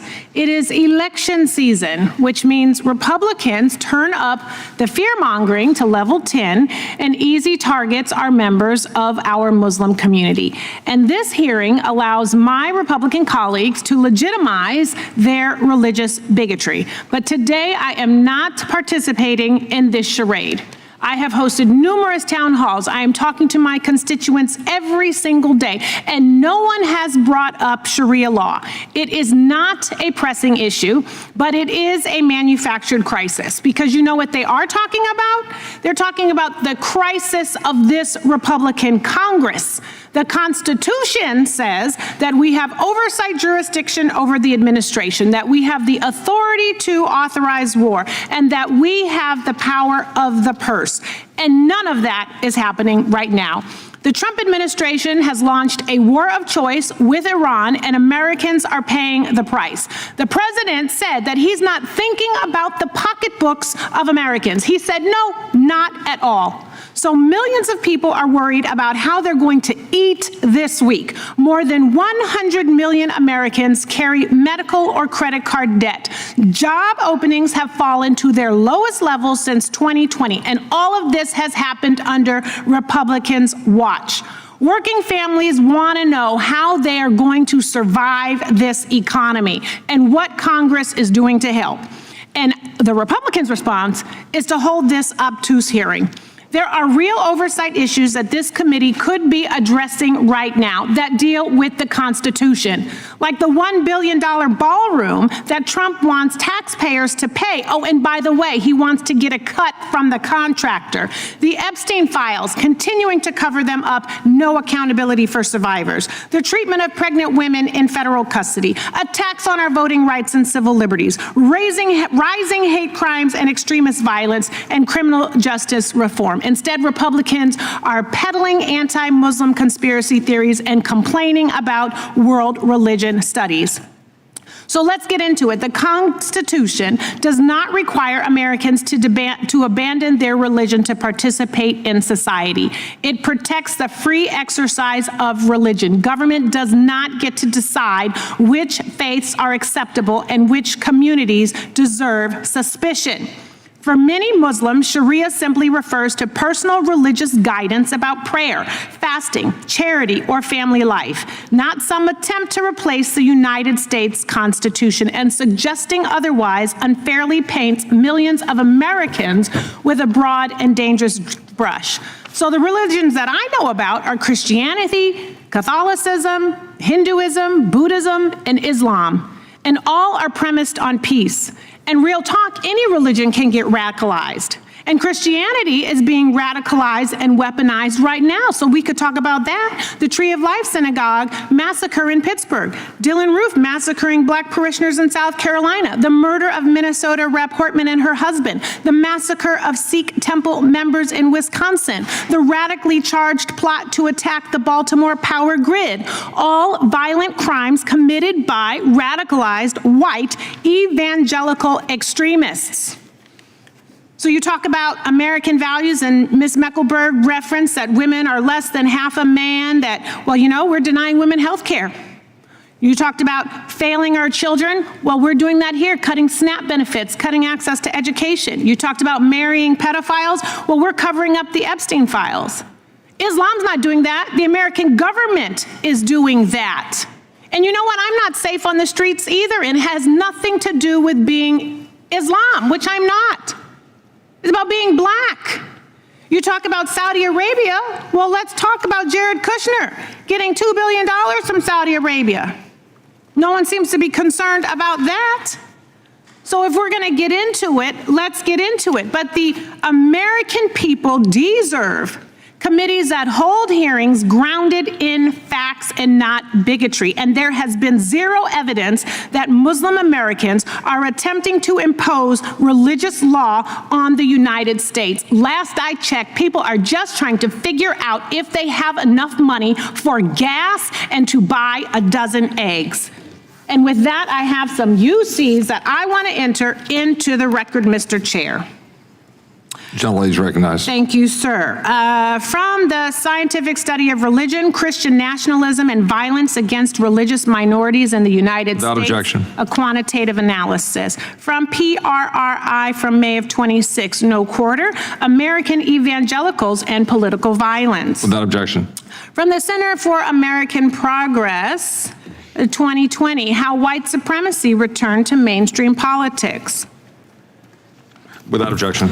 And lastly, from The Conversation, August 2025, active clubs are white supremacy's new dangerous frontier. Without objection. Thank you, and with that, I yield back. I also have a unanimous consent request. I'd like to insert a statement for the record from our colleague Keith Self, my colleague from Texas, titled Sharia-Free America, Why Political Islam and Sharia Law Are Incompatible with the United States, Constitution Part 2.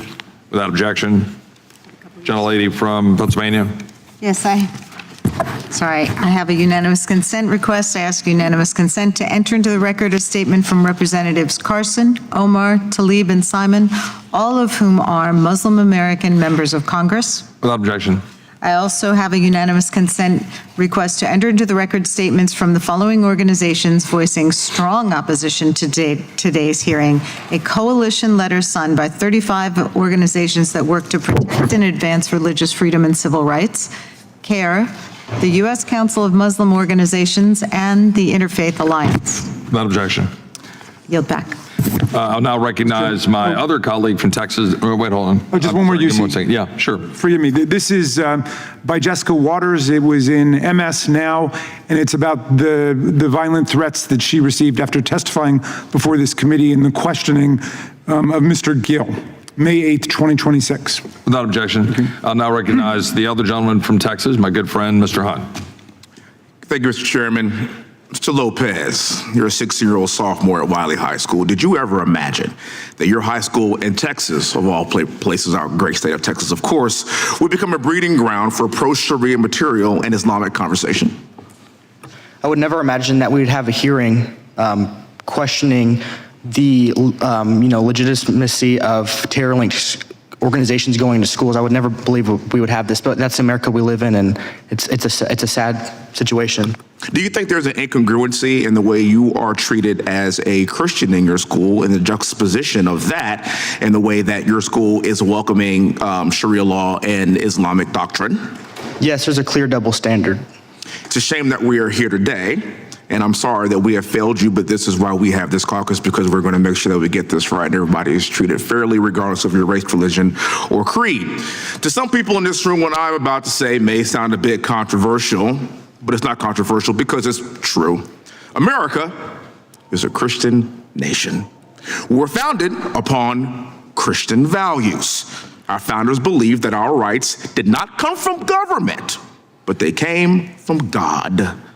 Those ideals shaped our institutions, our culture, our laws, and the very moral foundation and fabric of what I know is the greatest country in the world. Now, America is also a country that welcomes people from all backgrounds of every culture and faith. That's actually what is a part of our greatness. And as somebody like me that fought in combat to ensure that anyone could come to this nation and believe what they want to believe and believe in the First and Second Amendment rights, I welcome that more than you could ever believe, because I laid my life down on the line to ensure that that would happen. But let's be clear about something.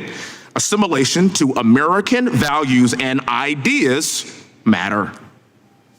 When we begin importing belief systems and cultural values that are fundamentally incompatible with the principles that build this nation, we should not be surprised when the social fabric begins to fray. Let me be clear. This is not hateful. This is not racist. This is not xenophobic. And I can show I'm not racist. I've been black for like my whole life, for like 44 years. I say that Sharia law has no place to usurp our Constitution. in these United States of America, and especially in our schools, and especially in our public institutions. America's legal system is rooted in the Constitution and equal justice under the law, not religious extremism or parallel legal systems. We have learned from many of our colleagues on the left that this tends to be how they tack in this general direction. 10 Commandments, not allowed, bad. Islamic pamphlets, good. 10 Commandments, bad. Free Qurans in schools, good. 10 Commandments, bad. Understanding Sharia law, brochures, good. This is the hypocrisy that we Christian Americans are quite sick of. The same people who mock or marginalize America's founding values suddenly become deeply tolerant when the ideology in question is directed against Western traditions and institutions. Meanwhile, Sharia law is normalized and distributed to children in school while expressions of traditional faith are treated like a threat. Here's how things should work. Math, yeah. Free Qurans? No. History? Yeah. Sharia brochures? No. Science? Yeah. Shahada cards? No. This is a very simple idea that should be understood by all Americans. One of my best friends is a Muslim American, and he is a fighting Texas Aggie, but he actually sees himself as an American first and has fully embraced our culture and what it means to be an American. That's good. That's what we want. That's why we call this place a melting pot. I'm seeing a lot of talk from my colleagues on the left, too, as we shift toward this reinvigorated talk about Jim Crow and the past of this country. And as someone who is a direct descendant of a slave, as someone whose great-great-grandfather was born on a plantation, I can assure you, slavery is over. Jim Crow is dead. When I go anywhere, I don't see any white-only signs. I don't, I promise you. I am a black man that represents a white majority district in Texas. The great-great-grandson of a man born on a plantation stands before you today as a proud conservative Republican from Texas, as a believer and follower in Christ, and as a believer in what this country can be if we allow equality for not just Muslim Americans, not just Buddhist Americans, but also Christian Americans like yourself. God bless you, young man. You give me a lot of hope for the future of this country. Thank you for having the courage to yield back the remainder of my time. I thank the gentleman from Texas, Mr. Hunt. I'll now recognize the ranking member, Ms. Scanlon. Thank you. I'd like to return to perhaps the purpose of a hearing, which is to establish facts rather than fiction. With that, I'd like to have unanimous consent to introduce a CBS article from February 17th, 2026. Wiley ISD school district investigates how the Y Islam group set up on campus without approval. Without objection. I mean, as that story and others show, that the school district did in fact investigate why an outside group came in and set up, and in fact, staff members were disciplined for not following school procedures. So let's just pull back a little bit here and try to reground this hearing in some facts, because I think it's been pretty well established by now. There's no credible evidence that anyone in Texas or in the U.S. generally is trying to impose Sharia law on Americans. I mean, it's really, this whole hearing is so offensive. I have a lot of Muslim constituents who are wonderful constituents and participate fully in our community. And, I'm very proud that they're my constituents, and to hear folks being vilified in this way, trying to have this anti-Muslim rhetoric, trying to tar every member of a faith with the worst actions of a few is pretty outrageous, and especially when some of those actions are complete fiction. Look, it is a real change for the Republican Party in this country. Ms. Tyler, in the wake of 9/11, we saw a spike in violence against American Muslims, and then President George W. Bush used the power of his office to defend Islam and American values. He said, and I quote, "The face of terror is not the true faith of Islam. That's not what Islam is all about. Islam is peace. And he reminded us that America counts millions of Muslims among our citizens, and they make incredibly valuable contributions to our community, to our country, and they need to be treated with respect. And our Republican colleagues seem to have forgotten this example and are using the House of Representatives to platform religious bigotry so they can fearmonger in an election year when gas prices are spiking due to an illegal war sparked by an unpopular president from their party. But when the consequences of this demagoguery for American Muslims and all Americans are very real. You have to look no further than the Islamic Society of Orange County, which last month experienced a spike in threats after Ms. Mecklenburg published some tweets without foundation that they were trying to start a Sharia compound there. It was complete fiction, but it caused a spike in threats. Ms. Tyler, can you explain how religious fear-mongering endangers American Muslims in our communities and undermines the religious liberty of all Americans of all faiths? Yeah, these attempts to paint with a broad brush, to bring all members of a faith, again, to mark them with the actions of the dangerous and few, makes everyone less safe and makes everyone less free. I talked in my testimony about the real world discrimination that Muslim Americans face because of their faith, but also when we think about the hate crimes that you've noted, political violence of all kinds is an urgent problem in this country. And as I hear about the threats that have been made to some of my fellow witnesses today, that should disturb us all. And so the more that we feed into misinformation, stereotyping, that makes all of us less safe and less free as a society. Thank you. I appreciate that. I mean, we've got plenty of examples. I think our colleague referred to some examples of Christian extremists who had gone out and committed violence.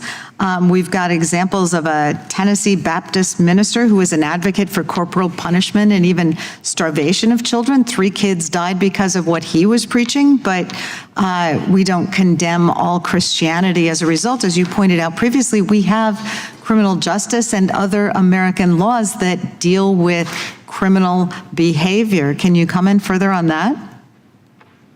Yeah, our criminal system takes care of the threats that to the extent that there are real threats that have been put in the midst of everything else we've talked about here today. Criminal law takes care of that. But the First Amendment to the U.S. Constitution assures that no religious law can supersede those laws, and that is protection enough. And that's why, these scare tactics are really just that. It's not a real problem in this country. Well, and that's where, certainly I'm not one who goes about citing George W. Bush often, but the impact of words and leadership matters when people demonize other folks. Mr. Chair, I'd just like to have unanimous consent to introduce an LA Times article from April 17th, 2026, Islamic Society of Orange County under heightened security after online threats. Without objection. Thank you. I yield back. I'll now recognize, I thank the gentlelady for a question. I'll now recognize the gentleman from Wisconsin for 5 minutes. Well, thank you. I'd like to thank you for having this hearing. Kind of timely. I happen to, in my own few hours a week that I have free, I'm reading Elise Stefanik's book on anti-Semitism in the American University. And it's interesting to look at the number of people in analyzing what happened on October 7th in this country, seemed to be on the side of the people who were raping the little children and chopping off heads and stuff. It's shocking there were so many people like that in the United States, and I can certainly understand why a lot of Americans are very concerned that people like that were brought into the country. Again, not an isolated couple of people, but it seems to me whole groups of people took the October 7th attacks as a kind of almost a call to arms. They seem to be in favor of this sort of thing, which is kind of shocking. And I hope I wish more Americans would read those books so they knew how people surrounding us think.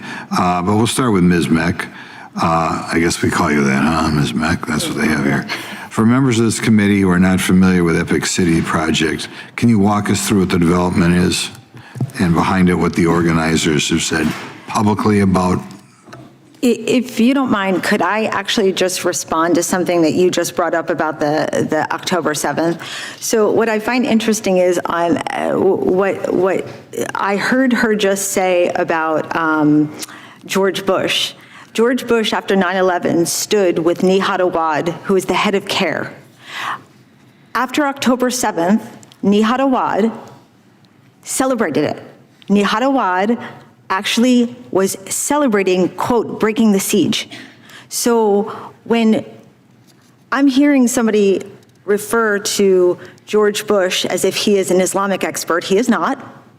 And when I'm hearing you're talking about October 7th, we have people in the room from CARE right now. We have people who are from CARE who have somehow managed to make themselves the victim of October 7th. And it's still, we haven't been able to have these conversations about how the largest Islamic organizations in this country were not denouncing what happened on October 7th. They were actually not only celebrating it, but they're still marching in the streets in support of what happened. So It's shocking that these people would be left in this country. shocking. And not only that, but they mock what has happened. All of the things that you're talking about. I'll give you a question. Yeah. We've got horrible nuts out there, and that's established. Have a lot of are there any mainstream Muslim groups who are attacking or boldly trying to separate themselves from these groups that seem to be in favor of October 7th? No, and none? I haven't seen one group that has come forward and has been advocating and defending. I've heard a lot of victim talk. I've heard how they've been the victim. I've heard how they've been dealing with hate and Well, wait a minute. That almost can't be true. How about the other three of you? Has anybody heard of any significant Muslim groups trying to disassociate themselves or condemn those Muslim groups who were in favor of the October 7th attacks? Not that I'm aware of, sir. I can't believe that. None of them? I have not done that research, but I can tell you that Muslim Americans spend a lot of time disclaiming violence because of being lumped in unfairly with, again, the violent actions of the extremists in their group. This is the game we play. We're talking here about, you're talking about individuals and I'm talking about an ideology. So we're going back and forth and we want to keep conflating the two. But Islam is very clear on how they feel about the unbeliever. And there's over 109 verses in the Quran that say, I, the unbeliever, they wage violence towards me. So you keep trying to conflate it and I'm speaking solely on Islam. So and as far as the crimes and the hate crimes you keep talking about, I don't ever see the proof of this. I hear a lot of accusations, but when I go back and I try to find the records, I don't see anything that has registered. Just one more comment, Ms. Meck. In my district, we have an ethnic group, the Hmong. And when the Hmong have festivals, they try so hard to be loved by the broader American community. They not only don't dislike police, they hire their own police if they're having a festival because they're so concerned about what America thinks of that group. I'm just saying, you don't see that same thing from the Muslim minority. I've met with my Muslims in my area, but it's kind of shocking to me that nobody on the stage here can give us some examples of, maybe donating money to the victims in Israel or whatever, doing something to separate themselves from the gentleman's time has expired. I appreciate the gentleman from Wisconsin. I appreciate his questions. I'll now recognize myself for 5 minutes of questions. Mr. Blair, you testified that you spent a lot of time at the border, working with the Border Patrol, former service in the United States Army. You testified that a significant number of people came into the United States from people from places from all over the world, including places, the majority Muslim countries, correct? Yes, sir. Is it correct roughly that we've got roughly 3 million foreign-born people in the United States, representing about 16% of the population? Yes, sir, that's correct. And have we seen an enormous uptick of individuals from majority Muslim countries since 9/11? Yes, sir, we have. Upwards of about 5 million people? Yes, sir, we have. Is that having a significant cultural impact in the United States? Yes, sir, it does. Is that worthy of exploration and understanding that impact on our history, heritage, and who we are as a people? 100%. Mr. Hunter Lopez, people have been questioning about why we're here. You've testified here on the record that you've had very personal firsthand experience of disparate treatment based on your values as a Christian citizen of the United States and those promoting Islam in your school, correct? Correct. So you've seen firsthand how there's a promotion in a small Texas town, now an increasingly suburban Texas town of the Dallas-Fort Worth Metroplex, in promoting an Islamic culture over a Christian culture in your school. That's roughly your testimony, is that correct? Correct. And every day I have more teachers and students coming up to me saying that they're realizing what's going on, because at first people don't want to speak out because they'll be labeled Islamophobe or xenophobe or anything, but the people are starting to wake up to what's going on. Thank you. Ms. Tyler, are you familiar with the significant amount of rape gangs in the United Kingdom?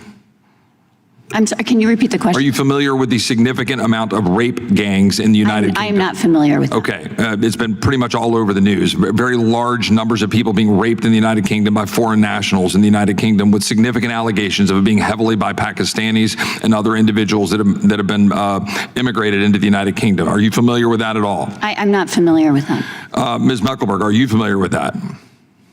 Very familiar, yes. Right. And are you also familiar with the arbitration agreements that were adopted in the United Kingdom that have allowed significantly to have societies and cultures that are separated from the civil laws of the United Kingdom? Yes, I am. Yes. And that is a last 20 years kind of phenomenon, right? Where these arbitration agreements are allowing individuals in a separate community adhering to Sharia law to be separated from at least 85 different tribunals in the United Kingdom to be able to carry out Sharia alongside and separate from or even over civil law in the United Kingdom. Correct. Are we seeing similar things occurring in the United States? Yes. Are we seeing it in the Dallas-Fort Worth Metroplex, for example? Yes. Did Governor Abbott have to take action in order to deal with some of these separate tribunals in order to stop their existence? Correct. Ms. Mack, if you could extrapolate on what I think is one of the most important things we need to address here, which is what you mentioned, is Islam as political ideology. Do you believe that Islam is compatible with Western civilization? It is not. I agree with you. Do you believe that Islam, in carrying out its mission, is waging jihad against the West? Absolutely. Is that a part of the Muslim Brotherhood Memorandum from 1991? And the project, both memorandums. So it is a part of that memorandum and other memoranda, correct? Yes. Correct. And are there organizations, not just CARE, other organizations affiliated with the Muslim Brotherhood to advance jihad against Western civilization, including specifically targeting Texas and the United States? Yes. And is that documented? 100%. Are there imams that are active in Texas and throughout the United States that are similarly championing such jihad against the West to carry out the tenets of Islam? We have them in their own words, yes. And you've put those online, they're out for display. You've seen words from imams in the United States saying precisely this language. All across the United States, but very heavily in Texas. And so I'm going to give you the last minute here to close about your concerns about why this matters. I'm trying to put a bow around all of this. We've had a massive immigration, a massive cultural shift, direct impact on schools, for example, in the state of Texas, and a very clear mission tied to memoranda and individuals that have been, frankly, associated with the Holy Land Foundation prosecutions, other terrorist organizations, CARE, known unindicted co-conspirators, and now we see what's happening around the country. The last 30 seconds for you to put a bow around this.